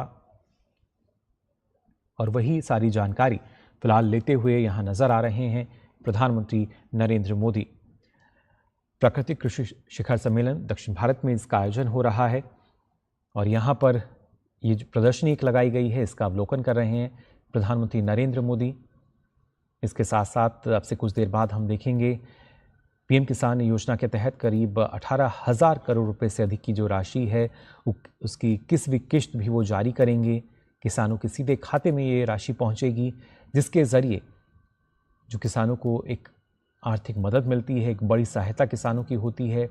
लेकिन प्राकृतिक कृषि किस तरीके से अलग अलग उत्पाद इसके ज़रिए हम तैयार कर सकते हैं, इसकी जानकारी लेते हुए फ़िलहाल प्रधानमंत्री नरेंद्र मोदी यहाँ नज़र आ रहे हैं। आप देख सकते हैं अलग अलग तरह के जो पौधे हैं उनके बारे में जानकारी लेते हुए यहाँ देखे जा सकते हैं प्रधानमंत्री नरेंद्र मोदी किसानों के साथ संवाद कर रहे हैं। कैसे आज के समय में जो किसान हैं वो प्राकृतिक कृषि के साथ भी आगे बढ़ सकते हैं, उसके ज़रिए भी एक बड़े बाज़ार तक अपनी पहुंच को बड़ा कर सकते हैं। और ऐसे में सरकार की जो प्राथमिकता है, सरकार की तरफ से क्या कुछ मदद उनको मिल सकती है, सरकार पूरी तरीके से प्रतिबद्ध है किसानों के विकास के लिए, हर स्तर पर उनको मदद दी जा रही है।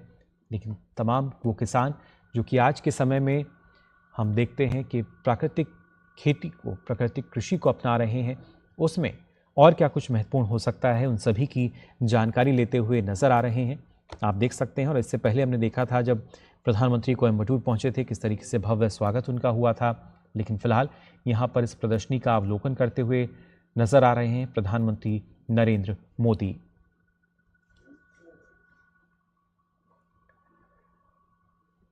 अलग अलग तरह के जो पौधे हैं जिन्हें प्राकृतिक कृषि के जरिए उगाया गया है, उसके बारे में जानकारी ले रहे हैं इस प्रदर्शनी में प्रधानमंत्री नरेंद्र मोदी। और ख़ास तौर से बागवानी फसलों की बात की जाए, औषधीय फसलों की हम बात करें, कई इस तरह के पौधे जिनका हम देख सकते हैं काफ़ी महत्व, फिर चाहे स्वास्थ्य की दृष्टि से देखा जाए या एक बड़े बाजार के रूप में हम देखते हैं, तमाम लाभ हर एक किसान को यहाँ मिल रहा है।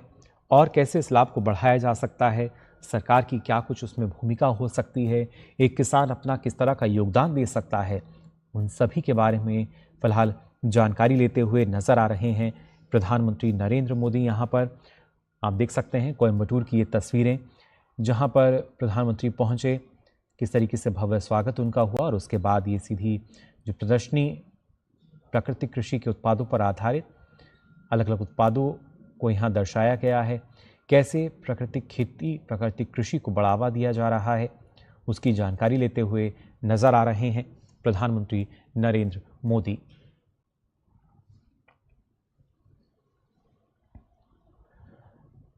दक्षिण भारत की बात करें, पूर्वोत्तर भारत की बात की जाए, न जाने कितने ही ऐसे राज्य जहां पर प्राकृतिक कृषि को लगातार बढ़ावा दिया जा रहा है।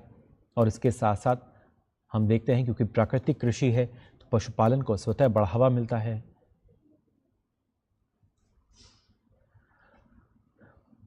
और खासतौर से हमारे संवाददाता अनुज यादव हमारे साथ फोन लाइन पर जुड़े हुए हैं।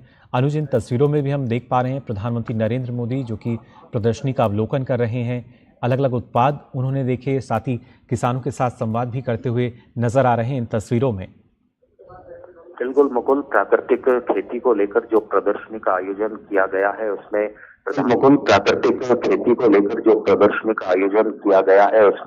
प्रधानमंत्री नरेंद्र कर रहे हैं और उनसे बातचीत भी कर रहे हैं।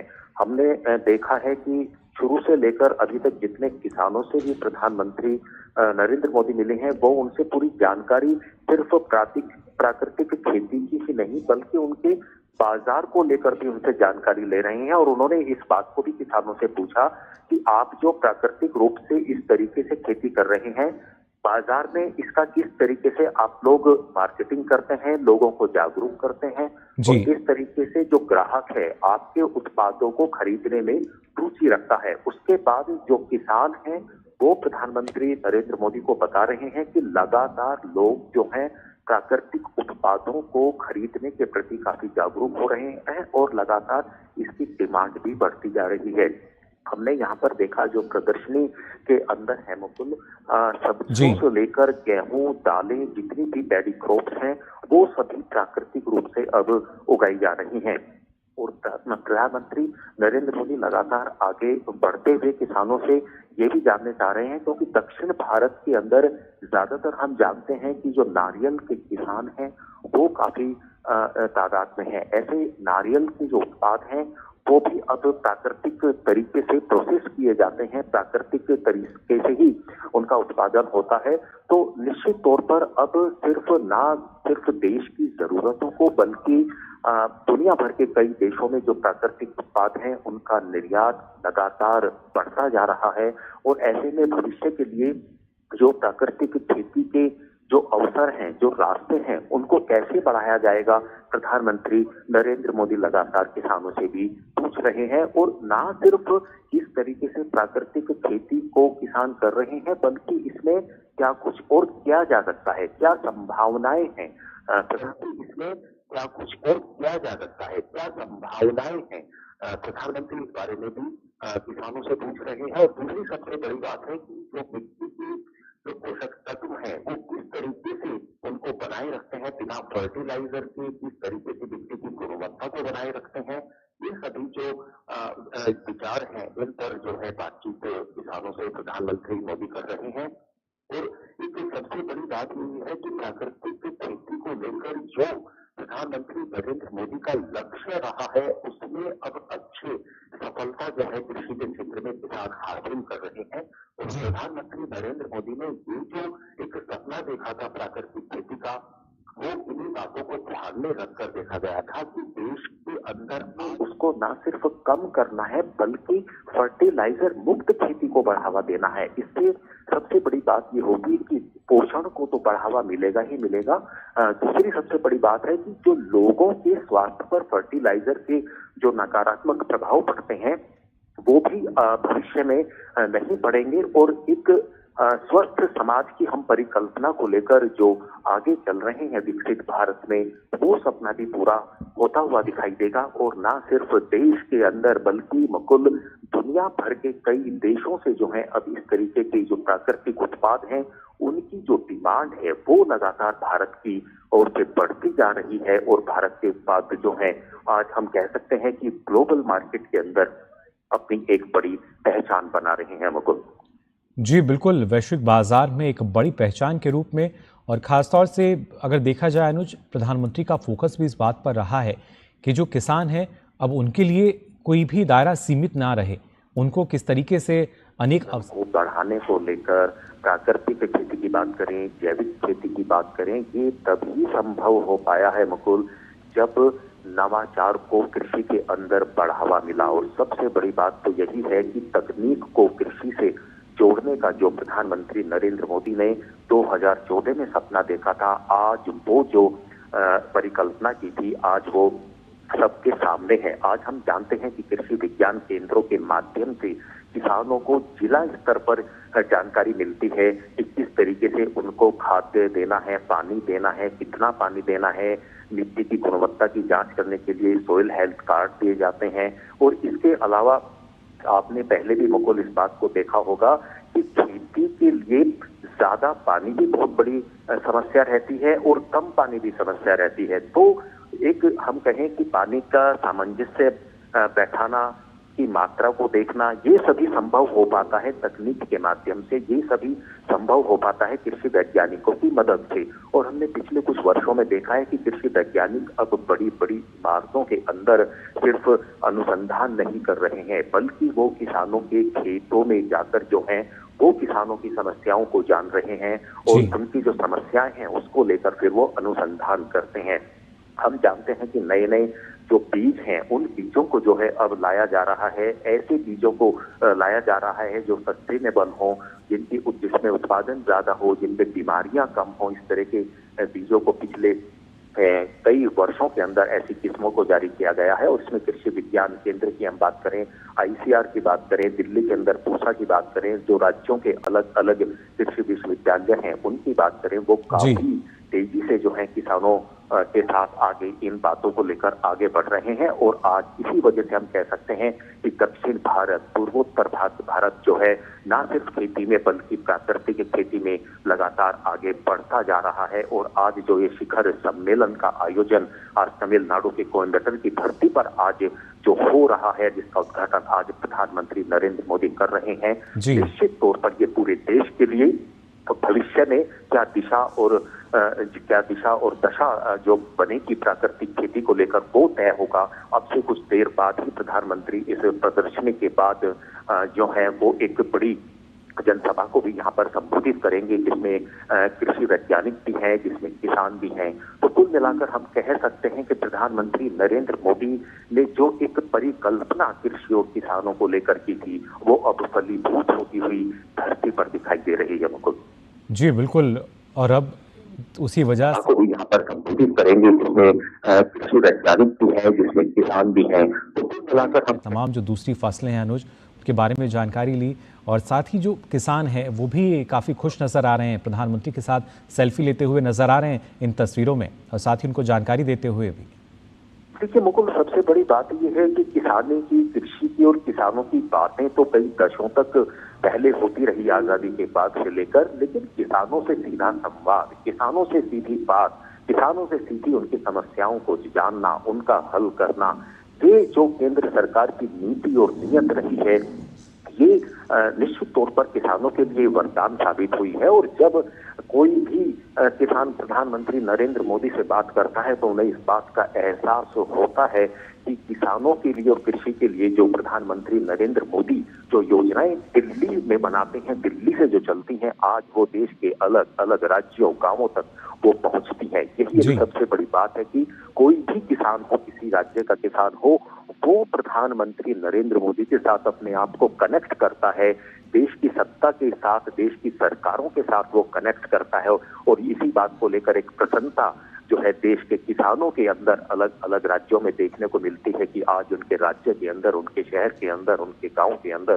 प्रधानमंत्री नरेंद्र मोदी आएंगे तो उनसे सीधा संवाद करेंगे। और ये कार्यक्रम लगातार हम जानते हैं कि हर राज्य के अंदर चलता है। प्रधानमंत्री नरेंद्र मोदी का कोई भी कार्यक्रम हो, लेकिन वो जनता से, किसानों से, युवाओं से संवाद करना नहीं भूलते, उसको लगातार बनाए रखते हैं। तो निश्चित तौर पर हर राज्य के अंदर जब भी प्रधानमंत्री नरेंद्र मोदी का दौरा होता है तो ये इंतजार सभी को रहता है। और आज निश्चित तौर पर तमिलनाडु की जनता का, किसानों का जो आज एक इंतजार था वो खत्म हुआ। न सिर्फ संवाद का बल्कि कृषि के क्षेत्र में, प्राकृतिक कृषि के क्षेत्र में आगे और कितनी तेजी से कैसे बढ़ा जाए, निश्चित तौर पर आज हम कह सकते हैं कि उस संवाद की शुरुआत दक्षिण भारत की धरती से हुई है, दक्षिण भारत के किसानों के साथ। जी बिल्कुल, न सिर्फ दक्षिण भारत बल्कि अब से कुछ देर में जब प्रधानमंत्री संबोधित करेंगे वो भी हमारे दर्शकों को हम दिखाएंगे। लेकिन कितना महत्वपूर्ण अनुज कि हमने देखा कृषि क्षेत्र में जो एक बड़ा बदलाव हम देखते हैं, फिर चाहे हम बात करते हैं रिसर्च को लेकर, इनोवेशन को लेकर, लेकिन इसके साथ साथ ट्रेनिंग स्किल्स की अगर बात की जाए, जिस तरीके से KVK हैं या अलग अलग संस्थान जिनको लगातार ये प्रधानमंत्री का एक प्रयास रहा कि कैसे हमें किसानों को प्रशिक्षण देना चाहिए। और जो प्राकृतिक कृषि की हम बात कर रहे हैं उसके भी हमने देखा जो प्रशिक्षण है वो दिए गए, और उस तरह का ही एक मॉडल फिलहाल यहाँ प्रदर्शनी में भी हमें देखने को मिल रहा है। देखिए, सबसे बड़ी बात तो मुकुल है कि कृषि के लिए केंद्र सरकार की नीति और नीयत कैसी है, इस बात पर निर्भर करता है कि देश की कृषि का जो भविष्य है। आप वर्ष 2014 में जब प्रधानमंत्री नरेंद्र मोदी ने देश की सत्ता को संभाला था, जब देश का कृषि बजट सिर्फ 27,000 करोड़ रुपए हुआ करता था, और आज मैं अगर 2023 की बात करूं तो देश का जो सिर्फ कृषि बजट है वो 1,27,000 करोड़ है। तो आप इस बात से अंदाजा लगा सकते हैं कि कितना पैसा किसानों को दिया गया है, कृषि के लिए दिया गया है। और दूसरी एक सबसे बड़ी बात है कि आज देश का जो कृषि उत्पादन है वो कई गुना बढ़ा है। पूरे राज्य की बात हम नहीं कर रहे किसी राज्य की, बल्कि पूरे देश की बात कर रहे हैं। और खाद्यान्न के भंडार आज देश के अंदर भरे पड़े हैं। ना सिर्फ देश की जरूरतों को जो है भारत पूरा कर रहा है खाद्यान्न के क्षेत्र में, बल्कि दुनिया की जरूरतों को पूरा करता हुआ नजर आ सकते हैं कि हमारे देश का गेहूं और चावल का निर्यात लगातार जो है वो बढ़ता जा रहा है। सब्जियों का, बागवानी के क्षेत्र में हम बात करें, सब्जियों की बात करें, वो आज यहाँ की, चाहे हम सब्जियों की बात, फलों की बात करें, उनका निर्यात लगातार बढ़ रहा है। तो निश्चित तौर पर जब इस तस्वीरें सामने तो देश किसान, इसकी खुशहाली कृषि क्षेत्र में वो सामने नजर आती है। निश्चित तौर पर तकनीक को कृषि से जोड़ने का जो एक बड़ा लक्ष्य रखा गया था कि द्वारा, मोदी सरकार के द्वारा, उन्हीं कारणों की वजह से आज देश के अंदर उत्पादन भी बढ़ा है, देश के अंदर किसानों की आमदनी भी बढ़ी है और देश के अंदर किसानों की खुशहाली भी बढ़ी है। जी बिल्कुल, और उसी की बानगी लगातार इन तस्वीरों के जरिए भी हम देख पा रहे हैं किस तरीके से भारत का जो किसान है वो खुशहाल हुआ है। साथ ही कुछ नया करने की जो एक ज़िद है, जब नवाचार की हम बात कर रहे हैं या खासतौर से प्राकृतिक कृषि किस तरह का इसका जो लाभ है वो हो सकता है, वो लगातार इस प्रदर्शनी में हमें देखने को मिल रहा है, जिसका अवलोकन करते नजर आ रहे हैं प्रधानमंत्री नरेंद्र मोदी। तमाम किसानों के साथ संवाद भी यहाँ पर वो कर रहे हैं, और अपने आप में काफ़ी महत्वपूर्ण अनुज ये तस्वीरें भी, क्योंकि प्राकृतिक कृषि को लेकर किसानों में जो एक अवधारणा है, कई ऐसे किसान जो कि इसके लिए जागरूक हैं, जबकि कुछ किसानों को जो मत है उनका मानना है कि ये काफ़ी मुश्किल है या कैसे संभव होगा। लेकिन इस तरह के जो आयोजन हैं उनके ज़रिए तमाम किसान जो हैं देश भर के, वो शायद देख सकेंगे कि कैसे वाकई प्राकृतिक कृषि जो है वो संभव है, और इसको कोई और नहीं बल्कि हमारे अन्नदाता जो किसान हैं वही संभव बना रहे हैं। फिलहाल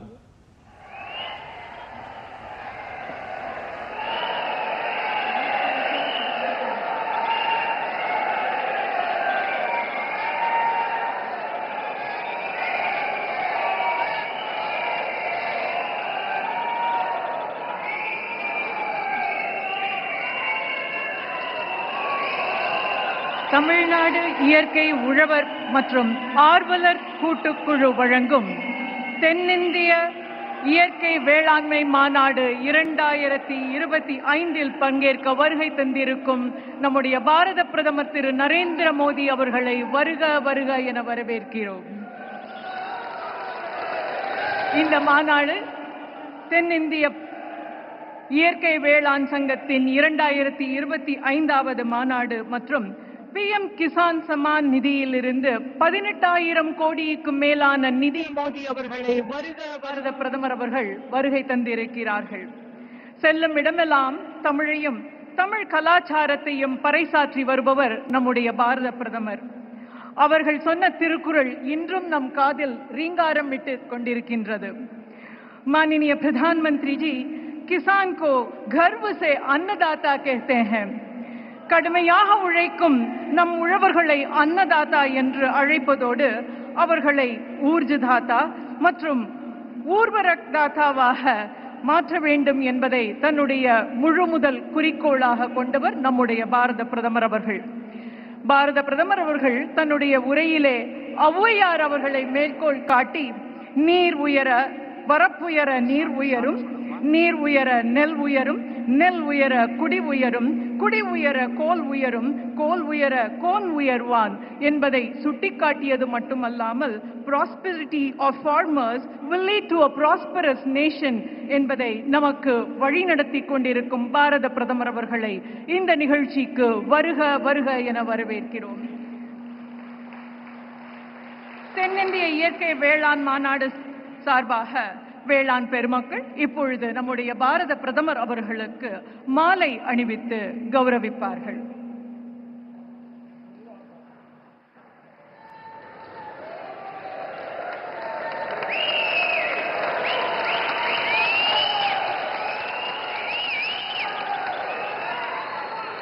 தென்னிந்திய இயற்கை வேளாண் விளைபொருட்கள் சம்மேளனின் கூட்டு அமைப்பின் சார்பாக நம்முடைய பாரத பிரதமர் அவர்களுக்கு ஒரு மாட்டு வண்டியினை நினைவு பரிசாக வழங்கி இருக்கிறார்கள்.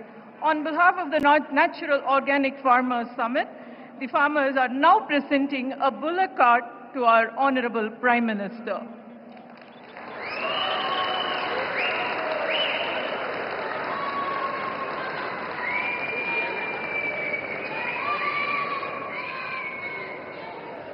We now request the members of the audience to raise for national anthem followed by Tamil Thai வாழ்த்து. முதலாவதாக நாட்டுப்பண், அதனைத் தொடர்ந்து தமிழ் தாய் வாழ்த்து. जनगणमन अधिनायक जय हे भारत भाग्य विधाता, पंजाब सिंध गुजरात मराठा द्राविड उत्कल भंगा, विंध्य हिमाचल यमुना गंगा उच्चल जलधि तरंगा, तव पंजाब सिंध गुजरात मराठा द्राविड उत्कल भंगा, विंध्य हिमाचल यमुना गंगा उच्चल जलधि तरंगा, राधा जय हे जय हे जय हे जय जय जय जय हे, नीरारुं कडलुड भारत भाग्य विधाता, जय हे जय हे जय हे, திக்கணமும் அது சிறந்த திராவிடன திருநாடும், தக்க சிறு பிறை நுதலும் தரித்தனரும் திலகம் தீயாரும் வதனமென திகழ் பரிரக வாசனை போல் அனைத்துலகும் இன்பமுற, எத்திசையும் புகழ் மணக்க இருந்த பெரும் தமிழனங்கே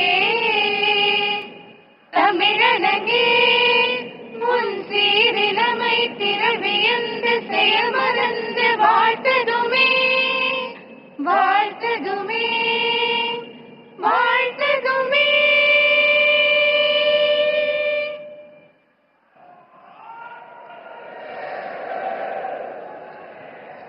Five eminent personalities from the Natural Organic Farming Association will now honor our Prime Minister with their farm produce. Srimati Suganti will now present a portrait of Honorable PM's beloved mother.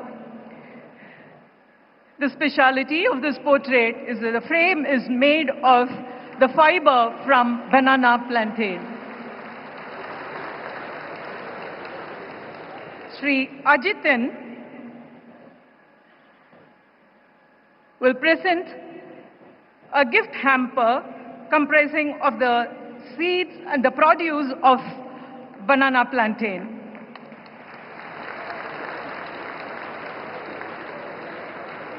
Shri K. Subramanyam will present a shawl which is made with the theme of this conference.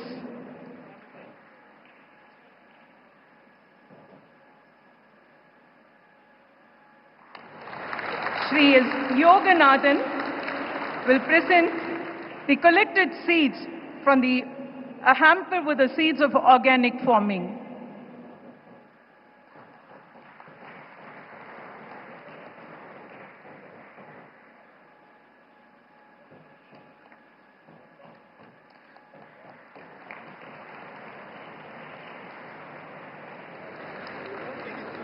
Sollor Ulavan Shri K. Sellamuttu will now present a book titled Air Ezhubadu, written by Kavi Chakravarti Kamban in the 10th century. Air Ezhubadu, which means 70 thoughts of flow. He presents this on behalf of the Kongu Mandala Vivasayigal.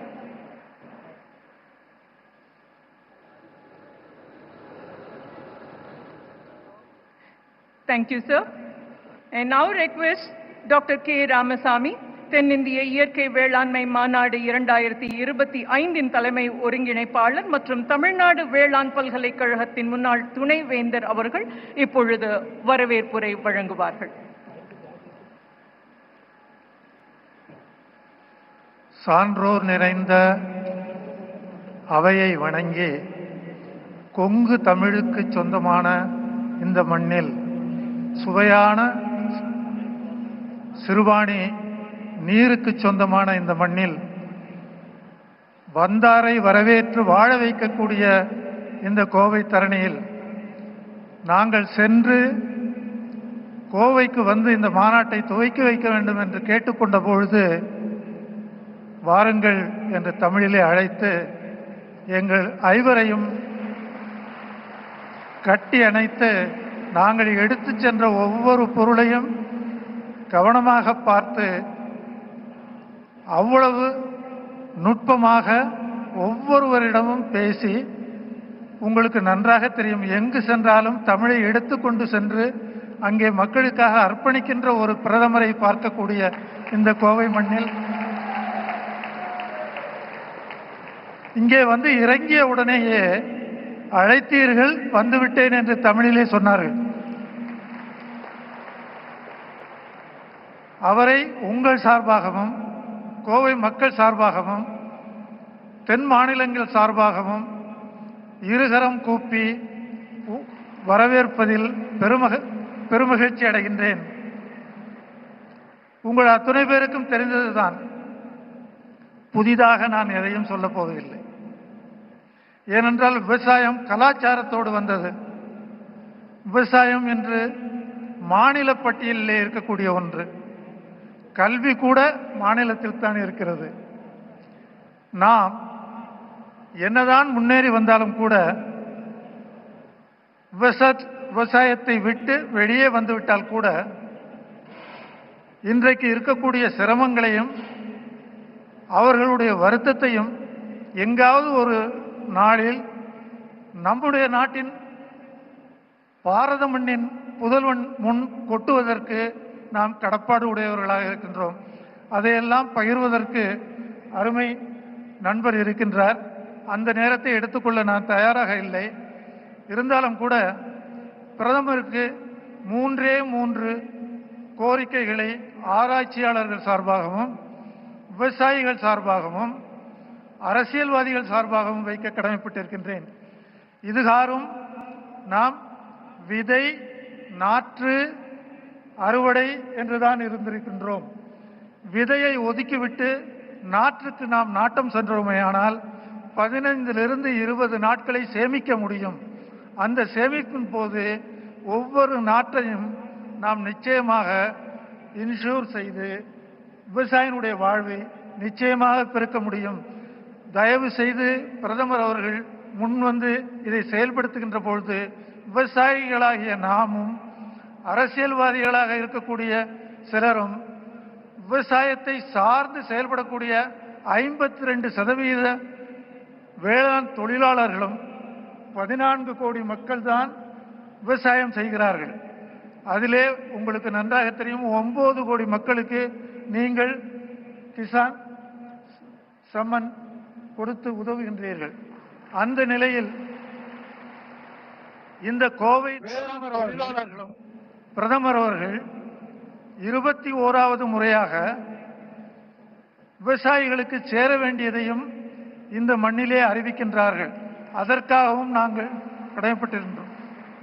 Respected Prime Minister, it is our bounden duty to thank you for accepting our request, for executing whatever you promised, and our farming forum expects more.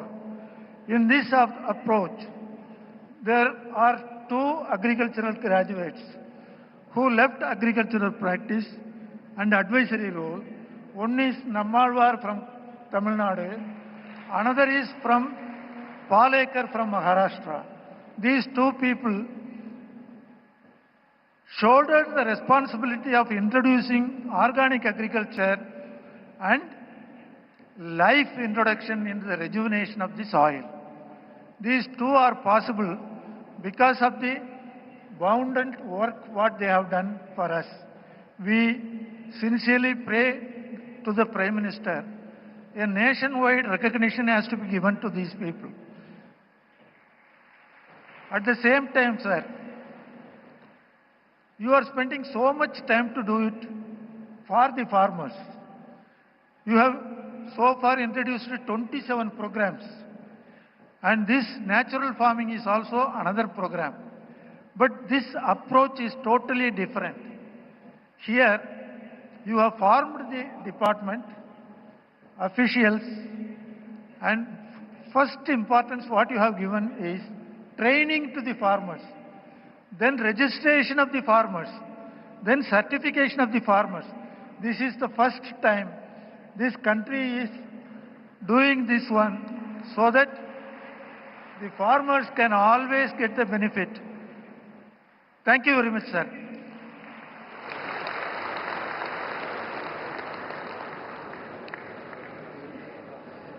நன்றி doctor K Ramasamy அவர்களே. விவசாயிகளினுடைய பயிற்சி எப்படி இந்த பிரதம மந்திரியின் திட்டத்தினாலே நடைபெறுகிறது என்பதை வலியுறுத்தி கூறியதற்கு நன்றி தெரிவித்துக் கொள்கிறோம். அடுத்ததாக திரு PR பாண்டியன் அவர்கள், தலைவர், தமிழக அனைத்து உழவர் சங்கங்களின் ஒருங்கிணைப்பு குழு, இப்பொழுது தன்னுடைய நோக்க உரையை ஆற்றுவார்கள். தென்னிந்திய இயற்கை வேளாண்மை மாநாடு, அந்த மாநாட்டை ஒட்டி ஒரு மிகப்பெரிய அளவில் வரலாற்று முக்கியத்துவம் வாய்ந்த இயற்கை வேளாண்மை வெளிப்படுத்துகிற அரங்குகள் அமைக்கப்பட்டது.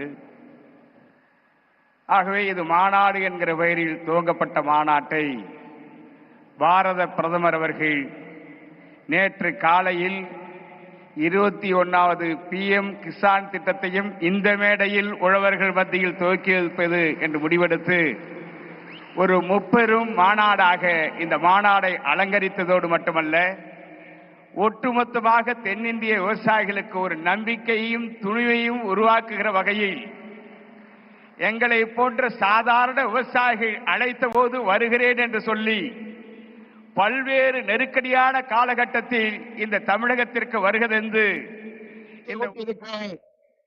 உலகமே வியந்து பார்க்கிற நமது பாரத பிரதமர் அவர்களை வருக வருக உங்களை வணங்கி மகிழ்கிறேன்.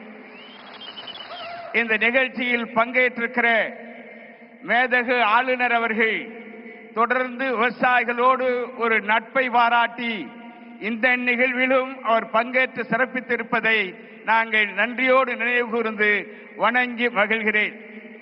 இந்த நிகழ்வில் இந்த மண்ணின் மைந்தன் சாதாரண குடும்பத்தில் பிறந்து இன்றைக்கு மத்திய அமைச்சராக இரண்டாவது முறையும் தொடர்கிற பிரதமருக்கு ஒரு நம்பிக்கைக்குரிய இளைஞனாக தொடர்கிற எனது அருமை சகோதரர் மாண்புமிகு அமைச்சர் அவர்களே, நமது மரியாதைக்குரிய சட்டமன்ற உறுப்பினரும் பாரதிய ஜனதா கட்சியினுடைய மாநில தலைவருமான மரியாதைக்குரிய அண்ணன் நயினார் நாகேந்திரன் அவர்களே, எனக்கு முன்னதாக உங்களின் சார்பில் பிரதமரிடம் கோரிக்கைகளை முன்மொழிந்து எங்களை வழிநடத்துகிற ஆசானாக இருந்து இந்த மாநாட்டை வெற்றிகரமான மாநாடாக நடத்தி முடித்ததற்கு உதவி புரிந்திருக்கிற முன்னாள் வேளாண் பல்கலைக்கழகத்துடைய துணைவேந்தர் மரியாதைக்குரிய முனைவர் கே ராமசாமி அவர்களே, அல்லும் பகலும் 8 மாத காலமாக இந்த மாநாட்டை மிக சிறப்பாக நடத்த வேண்டும் என்கிற பல்வேறு இடையூறுகளை எல்லாம் தகர்த்தெறிந்து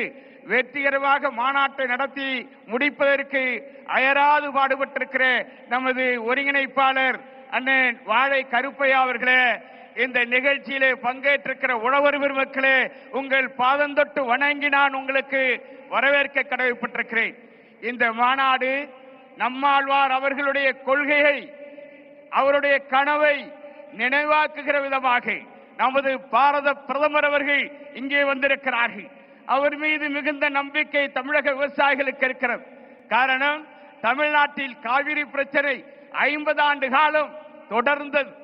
இடையிலே நடுவர் மன்றம் அமைக்கப்பட்டது.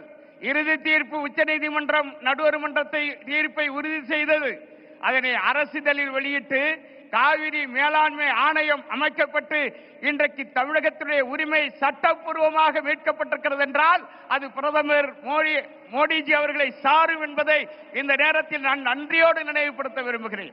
அது மட்டுமல்ல, ஜல்லிக்கட்டு என்பது தமிழ்நாட்டின் கலாச்சார பண்பாடுகளில் ஒன்று. அது ஒரு வீர விளையாட்டு. இளைஞர்கள் மட்டுமல்ல, கால்நடையும் விழிப்புணர்வை உருவாக்குகிற அந்த ஜல்லிக்கட்டு போட்டியை உச்ச நீதிமன்றம் நிரந்தர தடை விதித்தது. ஆனால் தமிழக இளைஞர்கள் விவசாயிகளுடைய உணர்வுக்கு மதிப்பளித்து உச்ச நீதிமன்ற தீர்ப்பிற்கு ஒரு அவசர சட்ட முன்வடிவு கொண்டு வந்து அந்த சட்டத்தின் மூலமாக உச்ச நீதிமன்ற தீர்ப்பையே முடிவுக்கு கொண்டு வந்து ஜல்லிக்கட்டுக்கு தமிழகத்திற்கு சிறப்பு அனுமதியை பெற்று தந்த மாண்புமிகு பாரத பிரதமர் அவர்களே, இந்த நேரத்தில் நான் நன்றியோடு நினைவு கூறுகிறேன். இப்படி எண்ணற்ற திட்டங்கள் நாங்கள் நன்றியோடு இந்த நேரத்தில் நினைவு கூற கடமைப்பட்டிருக்கிறேன். பிரச்சனைகள் ஏராளம், எங்களுக்கு அரசியல் கிடையாது. நன்றியோடு நினைவு கூறுவது எங்களது பெருந்தன்மை.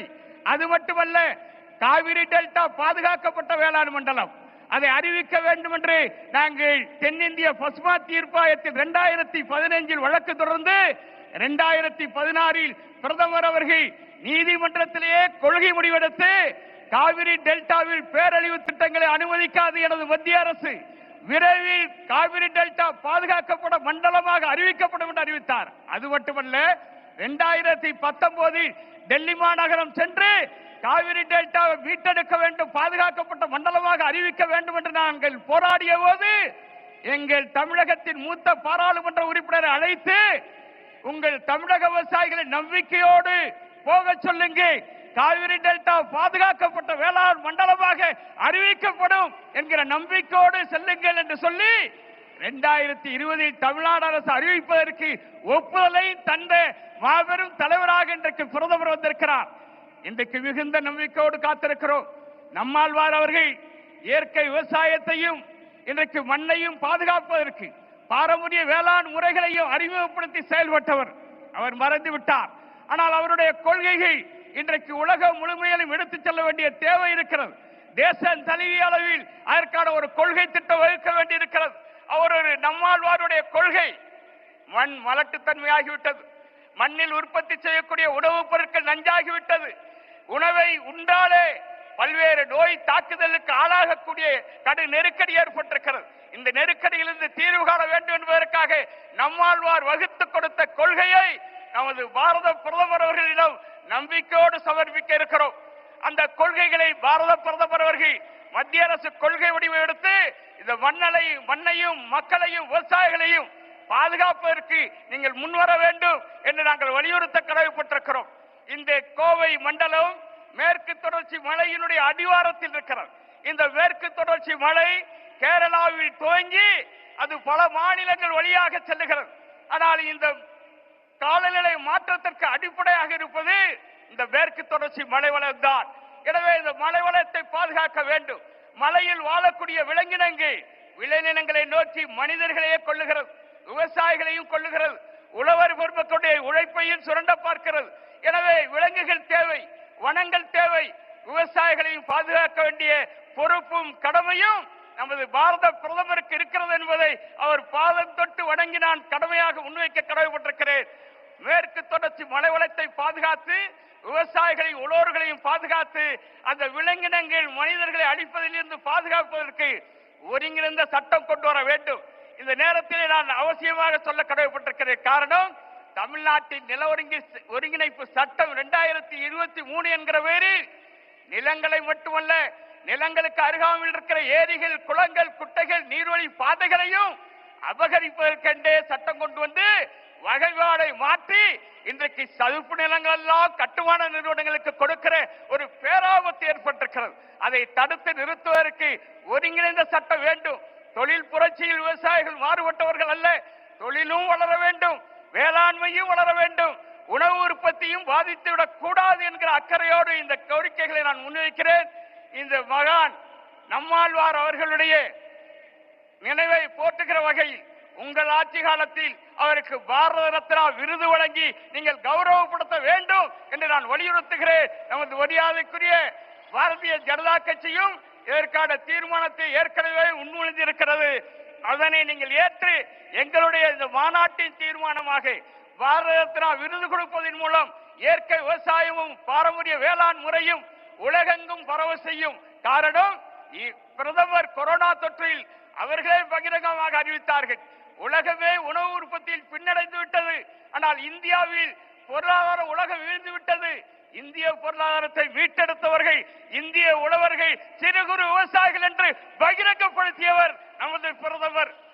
அது மட்டுமல்ல, கொரோனாவில் உலகமே உணவுக்கு தட்டுப்பாடு ஏற்பட்ட போது இந்திய விவசாயிகளும் தமிழக விவசாயிகளும் உற்பத்தி செய்த உணவை பல நாடுகளுக்கு வழங்குகிற வாய்ப்பை இந்திய உழவர்கள் கொடுத்தார்கள் என்று நம்மளை பாராட்டியவர் நமது பிரதமர். நான் இன்றைக்கு சொல்லுகிறேன், இந்த விவசாயிகளை பாதுகாப்பதற்கு பயிர் காப்பீடு திட்டத்தை விவசாயிகள் பயனளிக்கிற வரையில் செயல்படுத்த வேண்டும். இப்பொழுது நீங்கள் கிசான் திட்டத்தையும் துவக்கி வைக்க இருக்கிறீர்கள். தமிழ்நாட்டில் 60% நிலங்கள் குத்தகை விவசாயிகள், அவர்களுக்கும் கிடைக்கிற பயன் வருகிற வகையில் இந்த PM கிசான் திட்டத்தை செயல்படுத்த வேண்டும் என்று கேட்டு வாய்ப்புக்கு நன்றி கூறி நிறைவு செய்கிறேன். நன்றி, வணக்கம்.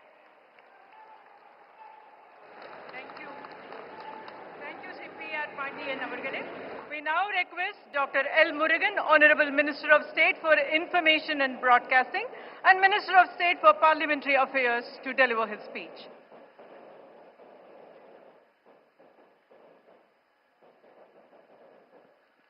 தென்னிந்திய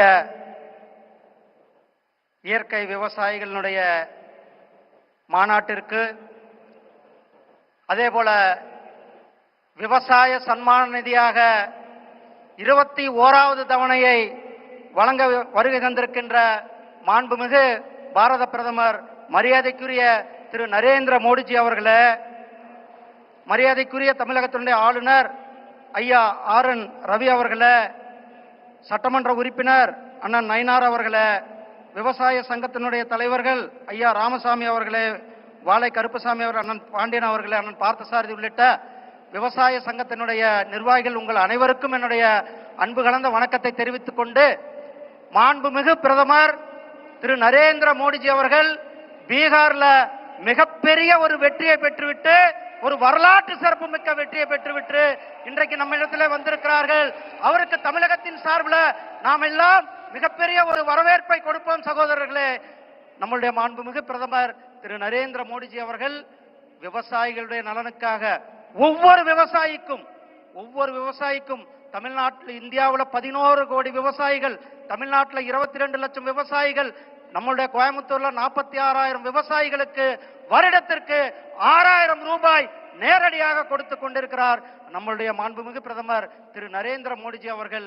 விவசாயிகளுடைய நண்பனாக, விவசாயிகளுடைய தோழனாக, விவசாயிகளுடைய உற்ற நண்பனாக இருந்து கொண்டிருக்கிறார்கள். இந்த நிகழ்ச்சியில உங்கள் சார்பாகவும் தமிழகத்தின் சார்பாகவும் உங்கள் அனைவரின் சார்பாகவும் மாண்புமிகு பிரதமருக்கு நான் மிகப்பெரிய நன்றியையும் வணக்கையும் வாழ்த்துக்களையும் தெரிவித்துக் கொண்டு விடைபெறுகிறேன். நன்றி, வணக்கம், ஜெய்ஹிந்த், Jai Bharat.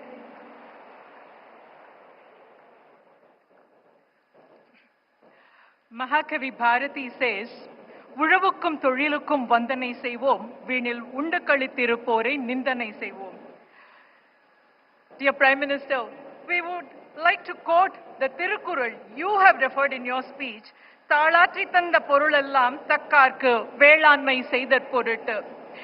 True to this Kural, माननीय प्रधानमंत्री जी, किसान कल्याण के लिए हमारा पीएम के द्वारा किसान सम्मान निधि योजना 2019 में बनाया गया है. As a part of this PM Kisan Samman Nidhi, a landmark initiative ensuring direct income support to millions of farmers' families, and the money is credited annually directly to the farmer's account to a tune of rupees 6,000. இந்த திட்டத்தின் மூலமாக இதுவரை 20 தவணைகளாக நம்முடைய விவசாயிகளின் குடும்பங்களுக்கு 3,90,000 கோடி நிதி வழங்கப்பட்டிருக்கிறது. Launched in 2019, in the last 20 installments, PM Kisan has released more than 3,90,000 crore rupees. We now request our Honorable Prime Minister to release the 21st installment, through which more than 18,000 crore will be released to about 9,000 crore farmers. Our Honorable Prime Minister will now release the 21st installment on the click of a button.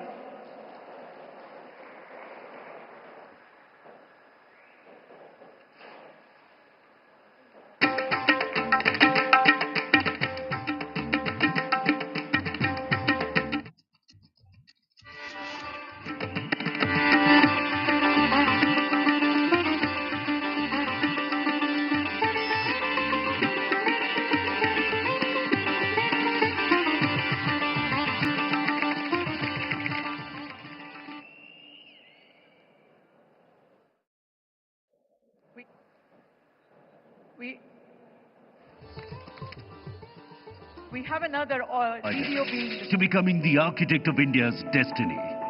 The farmers of India are stepping into a new era, powered by renewed strength, dignity and confidence. Across the country, from seed to soil, from fields to marketplace, farmers' empowerment is taking a new shape. Inspired by the visionary leadership of Prime Minister Shri Narendra Modi ji, who is relentlessly working to build a holistic, future-ready agricultural ecosystem, where every farmer is not just a food producer, but a true nation builder in New India. बीते 11 वर्षों में भारत का कृषि निर्यात करीब 2 गुना हो गया। अनाज उत्पादन 900 लाख मैट्रिक टन और बढ़ गया। फल और सब्जियों का उत्पादन 640 लाख मैट्रिक टन से ज्यादा बढ़ गया। 25 करोड़ से ज्यादा सॉइल हेल्थ कार्ड किसानों को मिले। पीएम फसल बीमा योजना से करीब 2 लाख करोड़ रुपए क्लेम के रूप में किसानों को मिले। Adding to this growth story, more than 55,000 farmers have been certified for natural farming across India, and more than 70,000 Krishi Sakhis are promoting natural farming practices.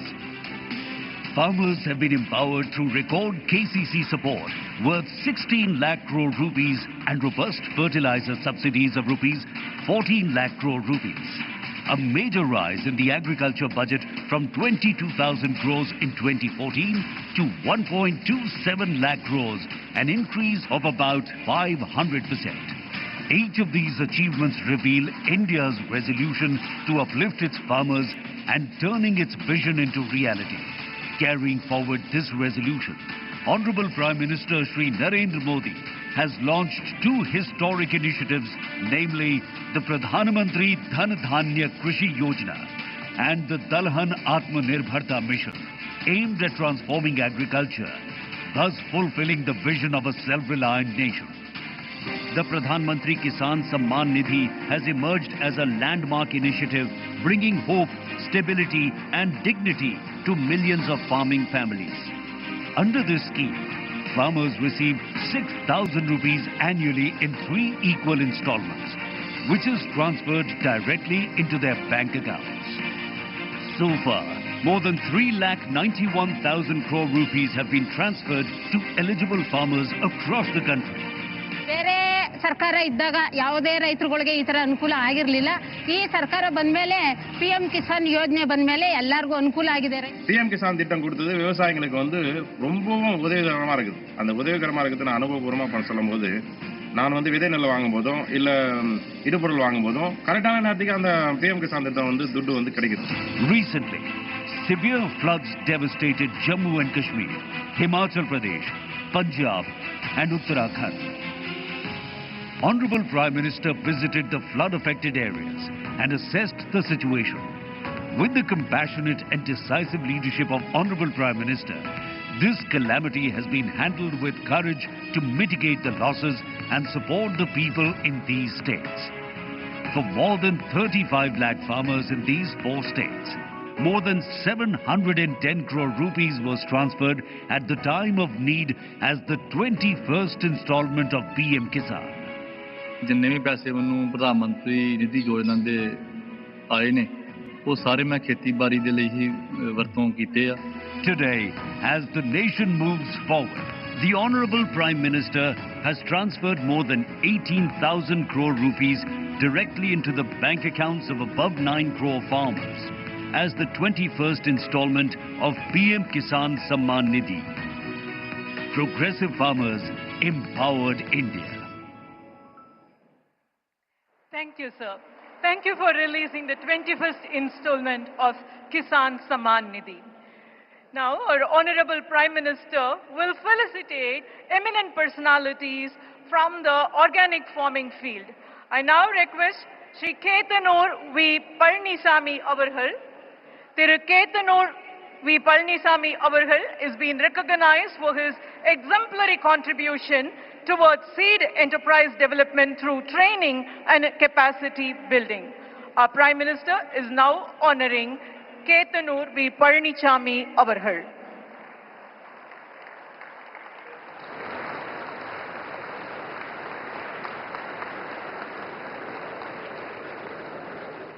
அடுத்ததாக நேச்சுரோபத் திரு சித்தர் அவர்கள். திரு சித்தர் is being felicitated for his advocacy of organic culture through radio and television programs. Naturopath Siddhar is being felicitated for his TV and radio programs.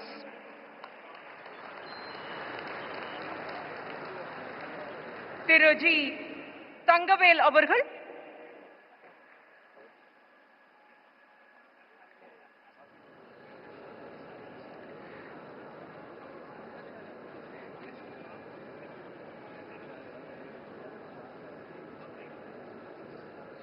Thiruji Tangavel avargal is recognized for training youth and young farmers in his own field. Thiruji Tangavel avargal, he trains young farmers in his own field. Thiru Amiyaraj,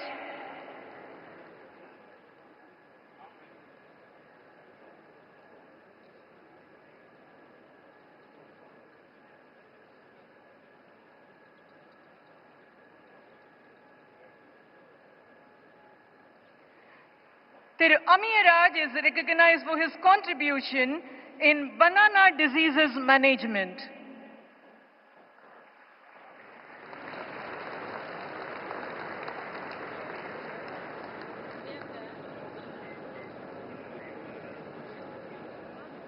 Thiru Mohan avargal, he has been felicitated for his entrepreneurship and agricultural innovation in the domain of organic and natural farming.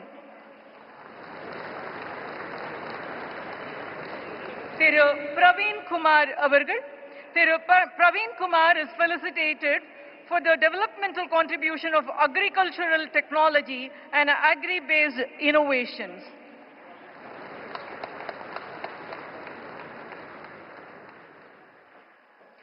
Thiru Linesh avargal,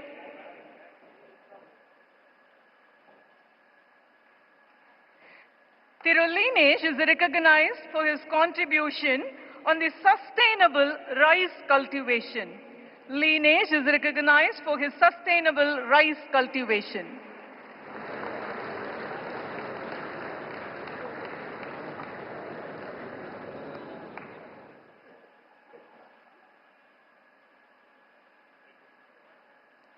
Thank you, sir. It's always nice to hear our Prime Minister quote Tirukkural or the poetries from the Tamil literature. For a change, may I introduce you by referring to a Tirukkural, sir? Surandrum erpinnadu ulagam adanal urandum urave talai, which means दुनिया कई तरह की काम करती है, ये सबके कृषि के पीछे है, इसलिए चाहे कितना ही कष्ट हो, खेती है सबसे महत्वपूर्ण है, says Tiruvallur. We also remember how you once quoted Neerindri Amayadu Ulahu, and to emphasize that, Nammalwar, the organic farmer, organic scientist whom we call as Velana Vinyani, he quotes that Nuni Veetukku, Nadu Maatukku, Adi Katukku, to create a sustainable soil, to empower the soil. Sir, we are all now eager to listen to you, sir.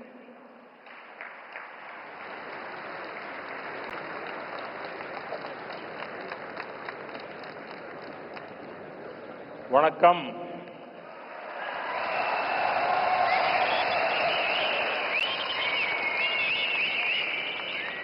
मंच पर विराजमान तमिलनाडु के राज्यपाल RN. Ravi ji, केंद्रीय मंत्रिमंडल में मेरे साथी एल. मुरुगन जी, तमिलनाडु एग्रीकल्चर यूनिवर्सिटी के पूर्व कुलपति डॉक्टर के.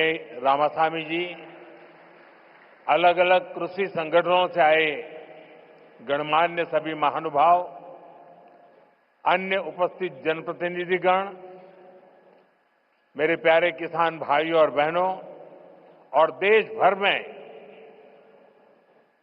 डिजिटल टेक्नोलॉजी के माध्यम से लाखों किसान हमारे साथ जुड़े हुए हैं। मैं यहां से उनको भी वणक्कम कहता हूं, नमस्कार कहता हूं, और सबसे पहले मैं आपकी भी और देश भर में जमा हुए मेरे किसान भाई बहनों की भी क्षमा मांगता हूं। मुझे आने में करीब करीब 1 घंटा देरी हो गई, क्योंकि मैं आज पुट्टपर्ती में सत्य साईं बाबा के कार्यक्रम में था, लेकिन वहां कार्यक्रम थोड़ा लंबा चल गया तो मुझे आने में विलंब हुआ। आप सबको जो असुविधा हुई, देश भर में मैं देख रहा हूं काफी लोग बैठे हैं, इसके लिए मैं आप सबकी क्षमा मांगता हूं। மேடையில் வீற்றிருக்கும் தமிழ்நாட்டின் ஆளுநர் ஆர்.என். ரவி அவர்களே, மத்திய அமைச்சரவையின் என்னுடைய சகாவான எல். முருகன் அவர்களே, தமிழ்நாட்டின் வேளாண் பல்கலைக்கழகத்தின் முன்னாள் துணைவேந்தர் முனைவர் கே. ராமசாமி அவர்களே, பல்வேறு விவசாய அமைப்புகளை சார்ந்த மதிப்பிற்குரிய மக்களே, வந்திருக்கின்ற மக்கள் பிரதிநிதிகளே, சகோதர சகோதரிகளே, வணக்கம். வணக்கம் உங்களுக்கு மட்டுமல்ல, இங்கு டிஜிட்டல் வழியாக பல்வேறு விவசாயிகள், நாட்டு மக்கள் எல்லோரும் இதை கண்டுகொண்டிருக்கின்றார்கள். அவர்களுக்கும் இந்த நாட்டு மக்களுக்கும் என்னுடைய நல்வணக்கங்களை தெரிவித்துக் கொள்கிறேன். மேலும் உரையை துவங்குவதற்கு முன்பாக உங்கள் அனைவரிடமும் சரி, நாட்டு மக்களிடமும் சரி, குறிப்பாக விவசாயிகளிடம் நான் என்னுடைய மன்னிப்பை கோர விரும்புகின்றேன். தவிர்க்க இயலாத ஒரு நிலையாக புட்டபர்த்தியிலே எனக்கு சற்று கால தாமதம் ஆகியபடியால் இங்கே உங்களை தாமசிக்க வேண்டி வந்திருக்கிறது. அதற்காகவும் உங்கள் மன்னிப்பினை நான் கோருகின்றேன். मैं जब पांडियन जी का भाषण सुन रहा था, मुझे लग रहा था अच्छा होता किसी ने मुझे बचपन में तमिल सिखाई होती तो मैं आज उस स्पीच का इतना आनंद ले सकता था, लेकिन मुझे वो सौभाग्य नहीं मिला। लेकिन जो कुछ मैं समझ पा रहा था, वो जलीकुट्टे की बात कर रहे थे, वे कोविड के समय जो कठिनाइयां हुई उसकी चर्चा कर रहे थे। लेकिन मैंने रवि जी को कहा है कि मुझे पांडियन जी के भाषण को हिंदी या अंग्रेजी में तैयार करके भेजे, मैं इसे पढ़ना चाहूंगा। लेकिन मैं उनकी भावना को पूरी तरह आत्मसात कर रहा था, मैं अनुभव कर रहा था और मेरे लिए बहुत अच्छा पल था ये। நான் ஒரு முக்கியமான ஒரு விஷயத்தை உங்கள் முன்பாக பகிர விரும்புகின்றேன். பாண்டியன் அவர்கள் மிக அருமையாக உரையாற்றினார்கள். 10வது கைத்தட்டல். மேலும்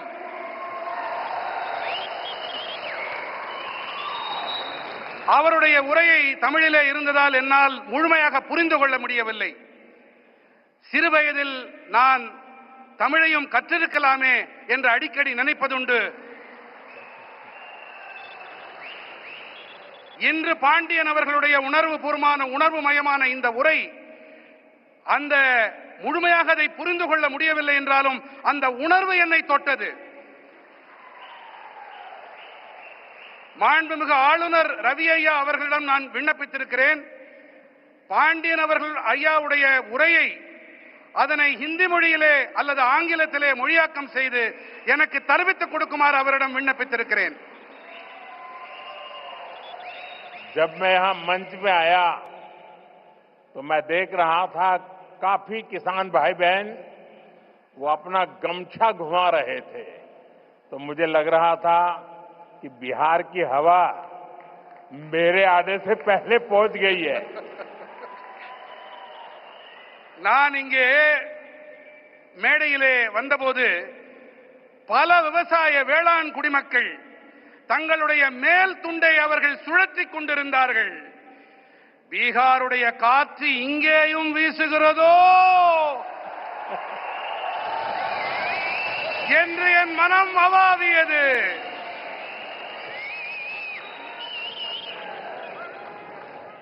मेरे किसान भाई बहनों, कोयम्बटूर की इस पावन धरती पर सबसे पहले मैं मरुदमलई के भगवान मुरुगन को प्रणाम करता हूं। कल्चर, कंपैशन और क्रिएटिविटी की भूमि है। ये शहर अपनी दक्षिण भारत की उद्यम शक्ति का पावर सेंटर है। கோயம்புத்தூரின் இந்த புனிதமான மண்ணிலே மருதமலையில் குடிகொண்டிருக்கும் ஐயன் முருகனை நான் முதன்மையாக தலை வணங்குகின்றேன்.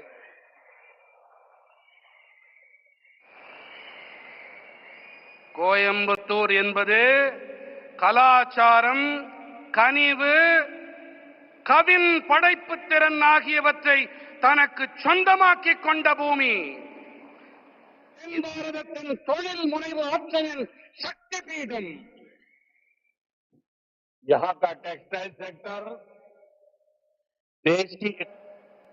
देश की इकोनॉमी का बहुत बड़ा कंट्रीब्यूटर है और अब तो कोयम्बटूर एक और मायने में विशेष बन गया है। यहाँ के भूतपूर्व सांसद सीपी राधाकृष्णन जी अब उपराष्ट्रपति के तौर पर हम सबका मार्गदर्शन कर रहे हैं। இங்கே இருக்கும் ஜவுளித்துறை தேசத்தின் பொருளாதாரத்திற்கு பெரும் பங்களிப்பு அளிக்கக்கூடியது. மேலும் இப்போது கோயம்புத்தூர் மேலும் ஒரு காரணத்தால் சிறப்பு பெறுகிறது. இங்கே நாடாளுமன்ற உறுப்பினராக இருந்த சிபி ராதாகிருஷ்ணன் அவர்கள் இப்போது துணை குடியரசுத் தலைவராக நம் அனைவருக்கும் வழிகாட்டிக் கொண்டிருக்கின்றார். नेचुरल फार्मिंग एक ऐसा विषय है जो मेरे दिल के बहुत करीब है। मैं तमिलनाडु के सभी किसान साथियों को south India natural farming summit के इस अभूतपूर्व आयोजन के लिए शुभकामनाएं देता हूं। और अभी मैं प्रदर्शनी देखने गया था, मुझे बहुत किसानों से बातचीत करने का सौभाग्य मिला और कोई मैकेनिकल इंजीनियरिंग करके पीएचडी करके खेती कर रहा है, कोई नासा में चंद्रयान का काम करते करते छोड़ करके खेती कर रहा है और खुद खेती करता है। इतना ही नहीं, अनेक किसानों को वो तैयार कर रहे हैं, नौजवानों को ट्रेन कर रहे हैं। मुझे आज सार्वजनिक रूप से स्वीकार करना होगा, अगर मैं आज इस कार्यक्रम में न आया होता तो मैंने मेरी जिंदगी में बहुत कुछ गंवाया होता और आज मैंने यहां आकर के बहुत कुछ सीखा है।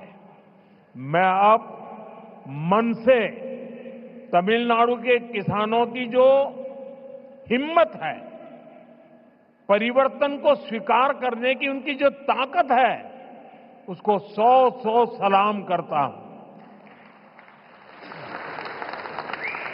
நண்பர்களே, இயக்கமான ஒன்று இது என் இதயத்துக்கு மிகவும் நெருக்கமானது. நான் தமிழ்நாட்டின் அனைத்து வேளாண் குடிமக்களுக்கும் நண்பர்களுக்கும் தென்னிந்திய இயற்கை விவசாய மாநாட்டின் பொருட்டு என் மனம் கனிந்த நல்வாழ்த்துக்களை தெரிவித்துக் கொள்கிறேன். அடுத்ததாக இங்கே மேடைக்கு வருவதற்கு முன்பாக நான் அங்கே காட்சிப்படுத்தப்பட்டிருக்கும் பல்வேறு அரங்குகளை சென்று பார்த்தேன். ஒருவர் இயந்திர பொறியியலில் முனைவர் பட்டம் பெற்ற பிறகு விவசாயத்திற்கு வந்திருக்கிறார். ஒருவர் இஸ்ரோவை விட்டுவிட்டு அந்த வேலையை விட்டுவிட்டு இங்கே வேளாண் தொழிலை புரிய வந்திருக்கின்றார். இவர்களுடைய இந்த பணி கருத்தூக்கம் அளிக்க வல்லது. இவர்கள் மட்டும் கருத்தூக்கம் தங்களுக்கு அளித்துக் கொள்ளவில்லை, இவர்கள் மற்றவர்களுக்கும் உத்வேகம் அளிக்கின்றார்கள், அவர்களுக்கும் பயிற்சி அளித்து வேளாண் தொழிலை முன்னெடுத்து செல்லுகின்றார்கள், புதிய புதிய உத்திகளையும் வழிமுறைகளையும் கைக்கொண்டு. ஒருவேளை நான் இங்கே வாராது போயிருந்தால் நான் பல விஷயங்களை தெரிந்து கொள்ளாமல் போயிருப்பேன், என்னுடைய கற்றல் குறைந்து போயிருக்கும். நான் தமிழ்நாட்டின் வேளாண் பெருமக்களுக்கு என்னுடைய மனம் நிறைந்த பாராட்டுக்களை உங்களுடைய துணிச்சலுக்காக காணிக்கையாக்குகின்றேன். यहाँ किसान भाई बहन, एग्रीकल्चर साइंटिस्ट, इंडस्ट्री से जुड़े साथी, स्टार्टअप और इनोवेटर्स सब एक साथ जुटे हैं। मैं आप सभी का बहुत बहुत अभिनंदन करता हूं। இங்கே வேளாண் சகோதர சகோதரிகளும் விவசாய அறிவியலாளர்களும் தொழில் துறையோடு இணைந்த நண்பர்களும் ஸ்டார்ட் அப்புகளும் புதுமைகள் கண்டுபிடிப்பாளர்களும் ஒன்றாக இணைந்திருக்கின்றார்கள். நான் உங்கள் அனைவருக்கும் என் வாழ்த்துக்களை தெரிவித்துக் கொள்ளுகின்றேன். साथियों, आने वाले वर्षों में मैं भारत की खेती में कई बड़े बदलाव होते देख रहा हूं। भारत नेचुरल फार्मिंग का ग्लोबल हब बनने के रास्ते पर है। हमारी बायोडायवर्सिटी एक नया आकार ले रही है। देश के युवा भी अब एग्रीकल्चर को एक मॉडर्न स्केलेबल अपॉर्चुनिटी के रूप में देख रहे हैं। इससे देश की रूरल इकोनॉमी को बहुत बड़ी ताकत मिलने जा रही है। நண்பர்களே, வரவிருக்கின்ற ஆண்டுகளிலே பல பெரிய மாறுதல்கள் ஏற்படவிருப்பதை நான் காண்கின்றேன். பாரதம் இயற்கை விவசாயத்தின் உலகளாவிய மைய புள்ளியாக ஆகும் பாதையிலே பயணிக்க தொடங்கி இருக்கின்றது. நம்முடைய உயிரி பன்முகத்தன்மை ஒரு புதிய வடிவத்தை எடுத்து வருகின்றது.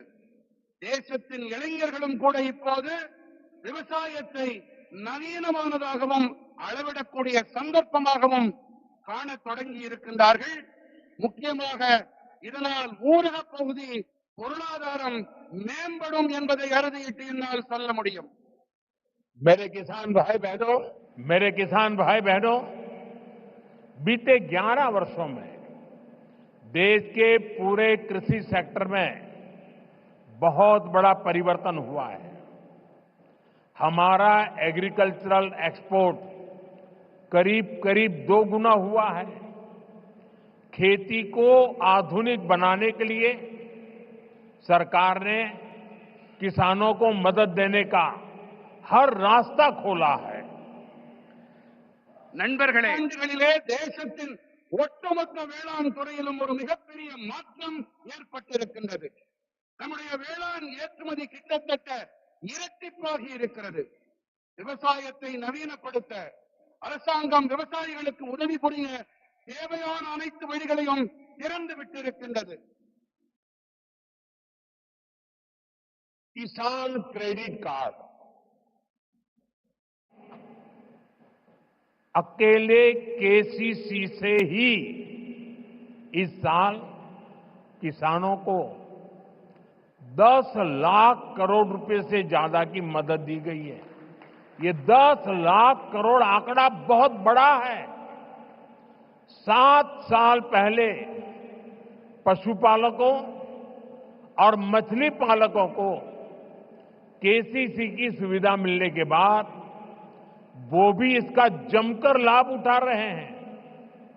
बायो फर्टिलाइजर पर जीएसटी कम होने से भी किसानों को बहुत फायदा हुआ है। விவசாயிகள் கடன் அட்டை மூலமாக மட்டுமே இந்த ஆண்டு விவசாயிகளுக்கு 10,000 கோடி ரூபாய்க்கும் அதிகமான உதவிகள் அளிக்கப்பட்டிருக்கின்றன. 7 ஆண்டுகளுக்கு முன்பாக மீன் வளர்ப்பாளர்களுக்கும் இந்த விவசாய கடன் அட்டை வசதி கிடைத்த பிறகு அவர்களும் கூட இதனால் நிறைவான பலன்களை பெற்று வருகின்றார்கள். உயிரி உரங்கள் மீதான ஜிஎஸ்டி வரியை குறைக்கப்பட்டதாலும் விவசாயிகளுக்கு அதிக ஆதாயம்.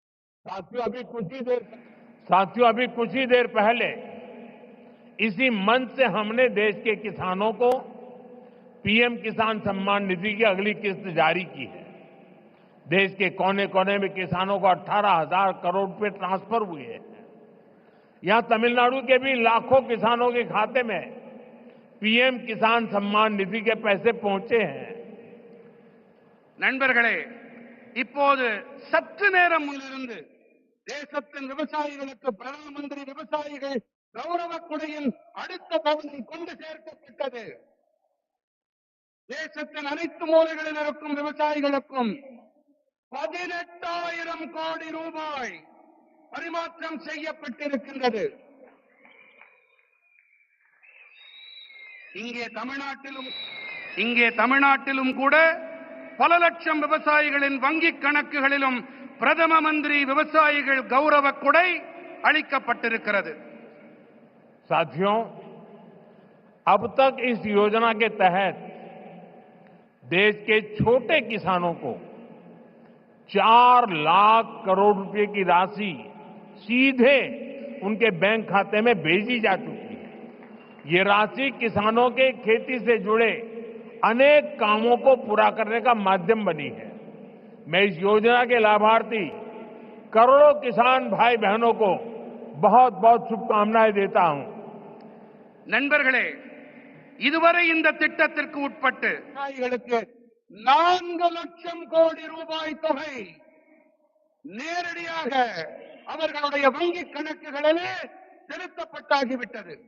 இந்த தொகை விவசாயத்தோடு தொடர்புடைய பல்வேறு பணிகளை நிறைவேற்றிக் கொள்ளும் சாதனமாக விவசாயிகளுக்கு பயனளிக்கிறது. இந்த திட்டத்தால் பயனடைந்த கோடிக்கணக்கான விவசாயிகளுக்கு நான் என் நல்வாழ்த்துக்களை தெரிவித்துக் கொள்ளுகின்றேன். वहां पीछे दो बालिकाएं प्ले कार्ड लेकर कब से खड़ी है, हाथ उनके थक जाएंगे. मैं सिक्योरिटी के लोगों से कहूंगा कि वो लेकर के, शायद मेरे लिए लेके आई हैं, वो लेकर के मुझे दे दीजिए और आपका जो कुछ भी मैसेज होगा मैं उसको बड़ी गंभीरता से लूंगा. அங்கே கூட்டத்திலே ஒரு சிறுவன் கையிலே ஒரு பதாகையை ஏந்தி கொண்டிருக்கின்றான். அந்த குழந்தையிடமிருந்து பாதுகாப்பு அமைப்பைச் சேர்ந்தவர்கள் அவர்கள் அந்த பதாகையை வாங்கி கொண்டு வாருங்கள். கண்ணா, அதுல என்ன எழுதியிருக்கோ அதை நான் சீரியஸா எடுத்துக்கிறேன், அதை கருத்துல கொள்றேன் அப்படிங்கறத நான் தெரிவிச்சுக்கிறேன். उसको जरा कलेक्ट करके मेरे पास पहुंचा दीजिए. அதை யாராவது கொஞ்சம் சேகரிச்சுட்டு இங்க கொண்டு வாங்க. साथियों, थैंक यू बेटा, आप कब से हाथ ऊपर करके खड़े थे. साथियों, கண்ணா ரொம்ப நேரமா கைய அதை தூக்கிட்டே நின்னுட்டு இருந்த, ரொம்ப ரொம்ப நன்றி உனக்கு. साथियों, नेचुरल फार्मिंग का विस्तार आज 21वीं सदी की कृषि की मांग है. बीते कुछ सालों में मांग बढ़ने के कारण खेतों में एग्रीकल्चर से जुड़े कई सेक्टर्स में केमिकल्स का इस्तेमाल तेजी से बढ़ा है. நண்பர்களே, இயற்கை வேளாண்மையின் விரிவாக்கம் என்பது இன்று 21ஆம் நூற்றாண்டு வேளாண்மையில் ஆண்டுகளிலே தேவையின் அதிகரிப்பு காரணத்தாலே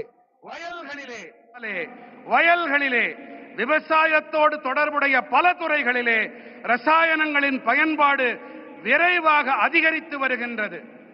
केमिकल फर्टिलाइजर्स और पेस्टिसाइड्स के ज्यादा इस्तेमाल के कारण सॉइल मॉइस्चर पर असर पड़ रहा है और इन सबके साथ फार्मिंग की कॉस्ट पर हर साल वो बढ़ती ही जा रही है. इसका सॉल्यूशन क्रॉप डाइवर्सिफिकेशन और नेचुरल फार्मिंग से ही संभव है. ரசாயன உரங்கள், பூச்சிக்கொல்லிகள் ஆகியவை அதிக அளவிலான பயன்படுத்தல் காரணமாக நிலத்தின் வளம் வீழ்ச்சியடைகிறது, மண்ணின் ஈரத்தன்மைக்கு பாதிப்பு ஏற்படுகிறது. மேலும் இவை அனைத்தோடு விவசாயத்தின் செலவினமும் ஒவ்வொரு ஆண்டும் அதிகரித்துக் கொண்டே இருக்கின்றது. இதற்கான தீர்வு என்னவென்று சொன்னால், பயிர்களின் பன்முகத்தன்மை மற்றும் இயற்கை வேளாண்மை மட்டுமே. साथियों, हमारी मिट्टी की फर्टिलिटी और क्रॉप में न्यूट्रिशनल रिवाइवल के लिए हमें नेचुरल फार्मिंग के रास्ते पर बढ़ना ही होगा. ये हमारा विजन भी है और हमारी जरूरत भी है. तभी जाकर हम अपनी आने वाली पीढ़ियों के लिए अपनी बायोडायवर्सिटी को संरक्षित रख पाएंगे. நண்பர்களே, நம்முடைய மண்ணின் வளத்தை பொருட்டும் பயிர்களின் ஊட்டச்சத்தின் மீள் உயிர்ப்பின் பொருட்டும் நாம் இயற்கை வேளாண்மை பாதையிலே முன்னேறியே ஆக வேண்டும். இதுவே நம்முடைய தொலைநோக்கு, இது நம்முடைய அத்தியாவசிய தேவையும் கூட. அப்போதுதான் நாம் நமது வரவிருக்கும் தலைமுறையினருக்கு நமது உயிரி பன்முகத்தன்மையை பாதுகாத்து அளிக்க முடியும். नेचुरल खेती हमें क्लाइमेट चेंज, मौसम में हो रहे बदलाव का सामना करने में मदद करती है. ये हमारी मिट्टी की सेहत को स्वस्थ रख सकती है और इससे लोगों को नुकसान करने वाले केमिकल से भी बचाया जा सकता है. आज का ये आयोजन इसी दिशा में एक बहुत बड़ी भूमिका निभाने जा रहा है. இயற்கை வேளாண்மையானது சூழல் மாற்றம், பருவநிலையில் ஏற்பட்டு வரும் மாற்றத்தை எதிர்கொள்ள நமக்கு பேருதவியாக இருக்கின்றது. இது நமது மண்ணின் நலத்தையும் ஆரோக்கியமாக வைத்திருக்க உதவுகின்றது. மேலும் இதனால் மக்களுக்கு தீங்கு விளைவிக்கும் வேதிப் பொருட்களிலிருந்து தற்காத்துக் கொள்ள முடிகின்றது. இன்றைய இந்த மாநாடு இந்த திசையினிலே மிகப்பெரிய பங்களிப்பை அளிக்க இருக்கின்றது. साथियों, हमारी सरकार भारत के किसानों को नेचुरल फार्मिंग के लिए भी बहुत प्रोत्साहन दे रही है। एक वर्ष पहले केंद्र सरकार ने national mission on natural farming की शुरुआत की थी। इससे लाखों किसान जुड़ चुके हैं। நண்பர்களே, நமது அரசாங்கம் பாரதத்தின் விவசாய பெருமக்கள் இயற்கை வேளாண்மையை மேற்கொள்ள நிறைய ஊக்கமளித்து வருகின்றது. ஓராண்டுக்கு முன்பாக மத்திய அரசு இயற்கை விவசாய தேசிய நோக்கினை தொடங்கி வைத்தது. இதன் காரணமாக லட்சோப லட்சம் விவசாயிகளால் ஒன்றிணைய முடிந்தது. इसका पॉजिटिव इम्पैक्ट खास तौर पर पूरे दक्षिण भारत पर में दिख रहा है। यहां आज तमिलनाडु में ही करीब 35,000 हेक्टेयर लैंड पर ऑर्गेनिक और नेचुरल फार्मिंग हो रही है। இது ஏற்படுத்திய ஆக்கப்பூர்வமான தாக்கத்தை குறிப்பாக மொத்த தென் பாரதத்திலும் நன்கு காண முடிகிறது. இங்கே தமிழ்நாட்டிலும் கூட சுமார் 35,000 ஹெக்டேர் அளவு நிலத்தில் இயற்கை வேளாண்மை மேற்கொள்ளப்பட்டு வருகின்றது. साथियों, नेचुरल फार्मिंग भारत का अपना स्वदेशी विचार है। यह हमने कहीं से इंपोर्ट नहीं किया है, यानी हमारी ट्रेडिशन से जन्मा है। हमारे पूर्वजों ने तपस्या करके इसको तैयार किया है और ये हमारे पर्यावरण के अनुकूल है। நண்பர்களே, இயற்கை வேளாண்மை பாரதத்தின் சொந்தமான சுதேசி கருத்து. இதை நாம் எங்கிருந்தும் யாரிடமிருந்தும் பெறவில்லை, இறக்குமதி செய்யவில்லை. அதாவது இது நமது பாரம்பரியத்தில் பிறந்தது, நம்முடைய சுற்றுச்சூழலுக்கு உவப்பானது, உகந்தது. मुझे खुशी है कि दक्षिण भारत के किसान प्राकृतिक खेती की परंपराओं जैसे पंचगव्य, जीवामृत, बीजामृत, आच्छादन आदि को निरंतर अपनाए हुए हैं। ये परंपराएं मिट्टी का स्वास्थ्य बेहतर रखती हैं, फसलों को केमिकल मुक्त रखती हैं और इनपुट कॉस्ट बहुत कम कर देती है। தென்னிந்தியாவின் விவசாயிகள் இயற்கை வழி வேளாண்மையின் பாரம்பரியங்களான பஞ்சகவ்யம், ஜீவாமிர்தம், பீஜம் போன்றவற்றை நிரந்தரமாக உள்வாங்கிக் கொண்டிருக்கின்றார்கள் என்பது எனக்கு மட்டற்ற மகிழ்ச்சியை அளிக்கிறது.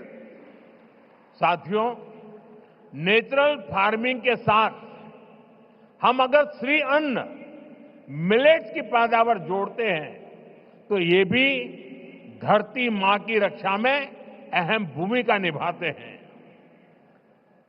நண்பர்களே, இயற்கை வேளாண்மையோடு கூடவே நாம் ஸ்ரீ அன்னம், அதாவது சிறுதானியங்கள் பயிர் செய்வதையும் இணைக்க வேண்டும். இவை நம்முடைய இந்த பூமித்தாயின் பாதுகாப்பிற்கு சிறப்பான பங்களிப்பினை அளிக்கின்றது. तमिलनाडु में तो भगवान मुरुगन को शहद और श्री अन्न से बने तेनम तिनई मावुम उसका भोग लगाया जाता है। तमिल रीजन्स में कंबू और सामई, केरला कर्नाटका में रागी, तेलुगु भाषी राज्यों में सज्जा और जोन्ना, ये पीढ़ियों से हमारे खान पान का हिस्सा रहे हैं। நம்முடைய தமிழ்நாட்டிலே முருகப்பெருமானுக்கு தேனும் தினைமாவையும் நிவேதன பொருட்களாக நாம் படைக்கின்றோம். தமிழ்நாட்டிலே கம்பும் சாமையும், கேரளத்திலே ராகி, தெலுங்கு பேசும் பகுதிகளிலே சஜ்ஜா மற்றும் ஜொன்னா ஆகியவை பல தலைமுறைகளாக நம்முடைய உணவு பழக்கத்தோடு ஒன்று கலந்தவை. हमारी सरकार का प्रयास है कि हमारा ये सुपर फूड दुनिया भर के बाजारों तक पहुंचे और वैश्विक बाजार में इनकी पहुंच बढ़ाने में natural farming, chemical free farming को भी इसकी भी बहुत बड़ी भूमिका है।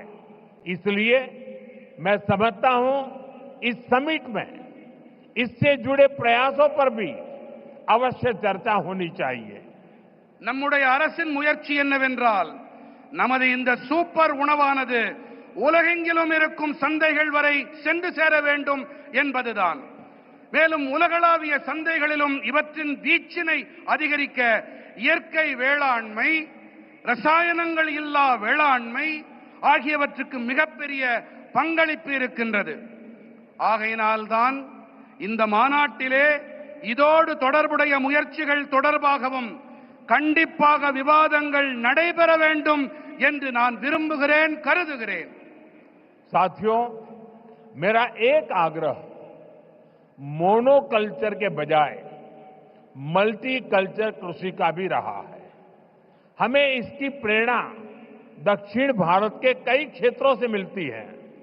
நண்பர்களே, ஒற்றை பயிருக்கு பதிலாக பல்வகை பயிர் வேளாண்மை இருக்க வேண்டும் என்பதே என்னுடைய ஆழமான விருப்பம். இதற்கான கருத்தூக்கம், உத்வேகம் தென் பாரதத்தின் பல பகுதிகளில் இருந்து நமக்கு கிடைக்கின்றது. अगर हम केरला या कर्नाटका के हिली एरियाज में जाएं, तो हम मल्टी स्टोरी एग्रीकल्चर के उदाहरण दिखते हैं। एक ही खेती में नारियल, सुपारी और फ्रूट प्लांट्स होते हैं। इनके नीचे मसालों और काली मिर्च की खेती होती है। यानी छोटे से हिस्से में ही इतनी सारी चीजों को पूरी व्यवस्था बनाकर उगाया जा सकता है। यही नेचुरल फार्मिंग का भी मूल दर्शन है। நாம் கேரளம் அல்லது கர்நாடகத்தின் மலைப்பாங்கான பகுதிகளுக்கு சென்றோமேயானால் அங்கே பல்லடுக்கு வேளாண்மையை நம்மால் காண முடியும். ஒரே வயலிலே தென்னை, பாக்கு, பழமரங்கள் ஆகியவை இருக்கும். இவற்றுக்கு இடையே கீழே ஊடுபயிராக மசாலா பொருட்கள், மிளகு போன்றவை பயிர் செய்யப்படுகின்றன. அதாவது ஒரு சின்ன பகுதியிலேயே கூட இத்தனை பயிர்களுக்கும் நிறைவான ஏற்பாடுகளை செய்து பயிர் செய்விக்க முடியும். இதுதான் இயற்கை வேளாண்மையின் அடிப்படை கோட்பாடு. खेती के इस मॉडल को हमें पान इंडिया लेवल पर आगे ले जाना है। मैं राज्य सरकारों से भी कहूंगा कि वो इस पर विचार करें कि कैसे हम इन प्रैक्टिस को देश के अलग अलग भूभागों में लागू कर सकते हैं। விவசாயத்தில் இந்த மாதிரியை நாம் இந்தியா நடுக கொண்டு செல்ல விரும்புகின்றோம். இதன் மீது கவனத்தை செலுத்த வேண்டும் என்று நான் மாநில அரசுகளிடம் வேண்டிக் கொள்ளுகின்றேன். அதாவது எப்படி இந்த வழிமுறைகளை தேசத்தின் பல்வேறு பகுதிகளிலும் அமல் செய்வது என்பதை நாம் ஆராய வேண்டும். साथियों, साउथ इंडिया एग्रीकल्चर की एक लिविंग यूनिवर्सिटी रहा है। इसी भूभाग पर दुनिया के सबसे पुराने फंक्शनिंग डैम्स बने। यहां 13th सेंचुरी में कलिंग रायन कैनाल बनी। यहां के मंदिरों के तालाब डिसेंट्रलाइज्ड वाटर कंजर्वेशन सिस्टम का एक मॉडल बने। நண்பர்களே, தென்னிந்தியா விவசாயத்தின் ஒரு வாழும் பல்கலைக்கழகமாக இருந்து வருகின்றது. இந்த பகுதியிலே உலகத்தின் மிக பழமையான, இன்றும் கூட செயல்பட்டு வரும் அணைகள் உருவாக்கப்பட்டிருக்கின்றன. இங்கே 13ஆம் நூற்றாண்டைச் சேர்ந்த கலிங்கராயன் கால்வாய் உருவாக்கப்பட்டது. இங்கே இருக்கும் ஆலயங்களில் அமைந்த பரவலாக்கப்பட்ட நீர் பராமரிப்பு முறைகள், குளங்கள், அவை ஒரு மாதிரி ஆயின. इसी धरती ने नदियों के जल को नियंत्रित कर इसे खेती के लिए इस्तेमाल करने का मॉडल दिया। इसी धरती ने हजारों वर्ष पहले इतनी साइंटिफिक वाटर इंजीनियरिंग की है। इसलिए मेरा विश्वास है देश और दुनिया को नेचुरल फार्मिंग में लीडरशिप भी इसी भूभाग से मिलेगी। இந்த மண்ணின் ஓடு நதிகளின் நீரை நெறிப்படுத்தி இதை விவசாயத்திற்காக பயன்படுத்தியது இது ஒரு மாதிரியாக உருவானது. இந்த மண்ணில் ஆயிரக்கணக்கான ஆண்டுகளாக அறிவியல் பூர்வமான நீர் பொறியியல் மேற்கொள்ளப்பட்டு வருகின்றது. அந்த வகையிலே தேசத்திலும் சரி உலகிலும் சரி இயற்கை வேளாண்மைக்காக தலைமை ஏற்பு என்றால் அதுவும் கூட இந்த நிலப்பகுதியிலிருந்துதான் கிடைக்கும் என்பது என்னுடைய அசையா நம்பிக்கை.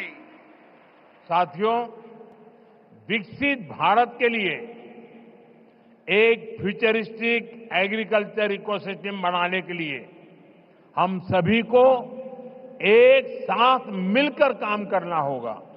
நண்பர்களே, வளர்ச்சியடைந்த பாரதத்திற்காக வருங்கால விவசாய சூழல் அமைப்பினை உருவாக்குவதற்காக நாம் அனைவரும் இணைந்து பணிபுரிய வேண்டும். मैं देश भर के मेरे किसान भाई बहनों को, तमिलनाडु के मेरे किसान साथियों से कहूंगा कि आप 1 एकड़ 1 सीजन से शुरुआत करें. यानी आप एक सीजन में 1 एकड़ भूमि पर अपने खेत में 1 एकड़ एक कोने में नेचुरल फार्मिंग करके देखें. वहां से जो नतीजे मिलेंगे उनके आधार पर आप दूसरे साल और ज्यादा करें, तीसरे साल और ज्यादा करें और आप आगे बढ़े.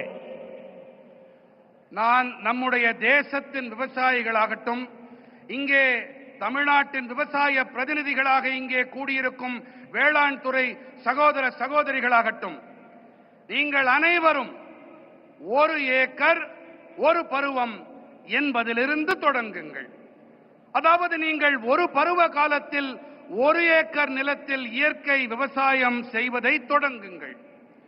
அதிலிருந்து உங்களுக்கு என்ன பலன்கள், என்ன விளைவுகள் கிடைக்கிறதோ அதை பொறுத்து விரிவாக்கம் செய்யுங்கள் என்று நான் என்னுடைய விவசாய சகோதர சகோதரிகளிடம் கேட்டுக்கொள்ளுகின்றேன். मैं सभी साइंटिस्ट और रिसर्च इंस्टीट्यूशन से भी आग्रह करूंगा कि नेचुरल फार्मिंग को एग्रीकल्चर करिकुलम का मुख्य हिस्सा बनाएं. आप गांव में जाकर किसानों के खेत को अपनी लैब बनाएं. हमें हर हाल में नेचुरल फार्मिंग को साइंस बैक्ड मूवमेंट बनाना होगा. இயற்கை விவசாயத்தை வேளாண் பாடத்திட்டத்தில் முக்கியமான பங்காக ஆக்குங்கள். கிராமங்களுக்கு சென்று விவசாயிகளின் வயல்களை உங்களுடைய பரிசோதனை கூடங்களாக ஆக்குங்கள் என்று நான் அனைத்து அறிவியலாளர்களிடமும் ஆய்வு நிறுவனங்களிடமும் வேண்டிக் கொள்ளுகின்றேன். நாம் எப்படியாவது நாம் இயற்கை விவசாயத்தை அறிவியல் சார்புடைய இயக்கமாக आक्का वेंडुम. नेचुरल फार्मिंग के इस अभियान में राज्य सरकारों और एफपीओज की बड़ी भूमिका और बहुत बड़ी भूमिका है.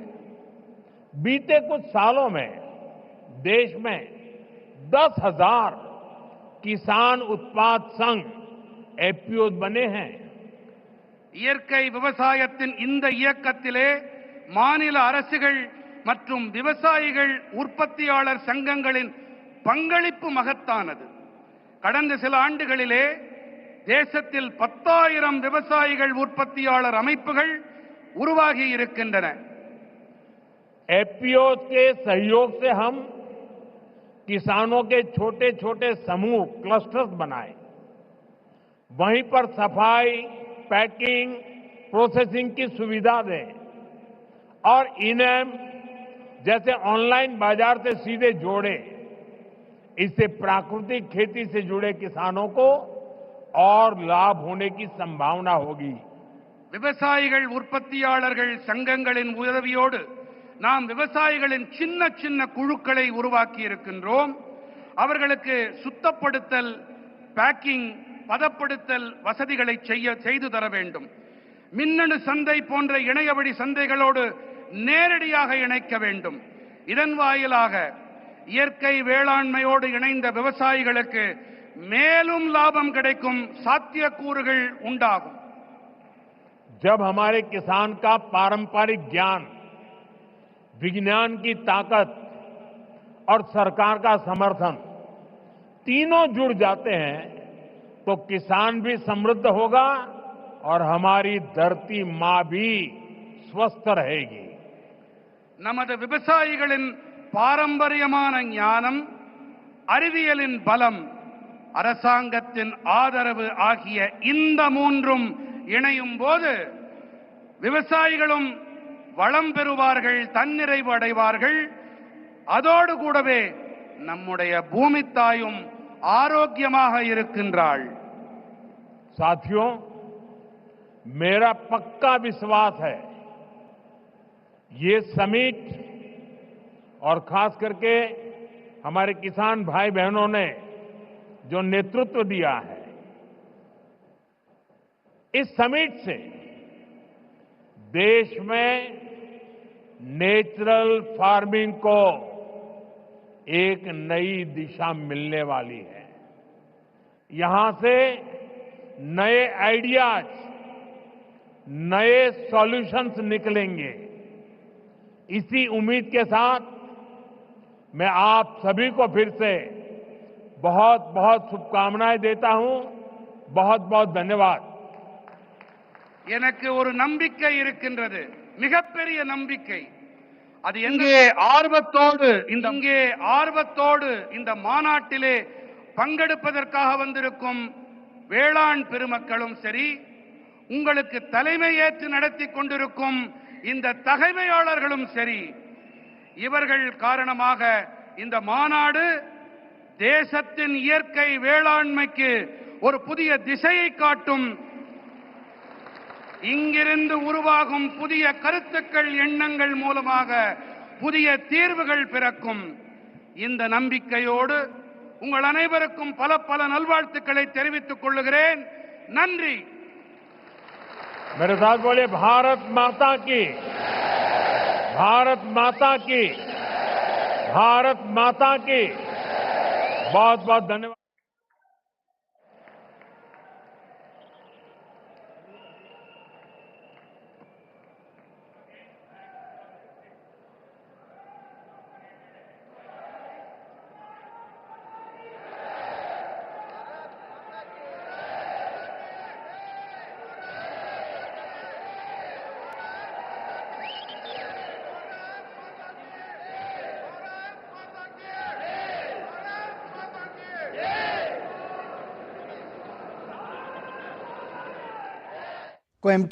प्रधानमंत्री नरेंद्र मोदी के संबोधन का सीधा प्रसारण आप सुन रहे थे. अपने संबोधन में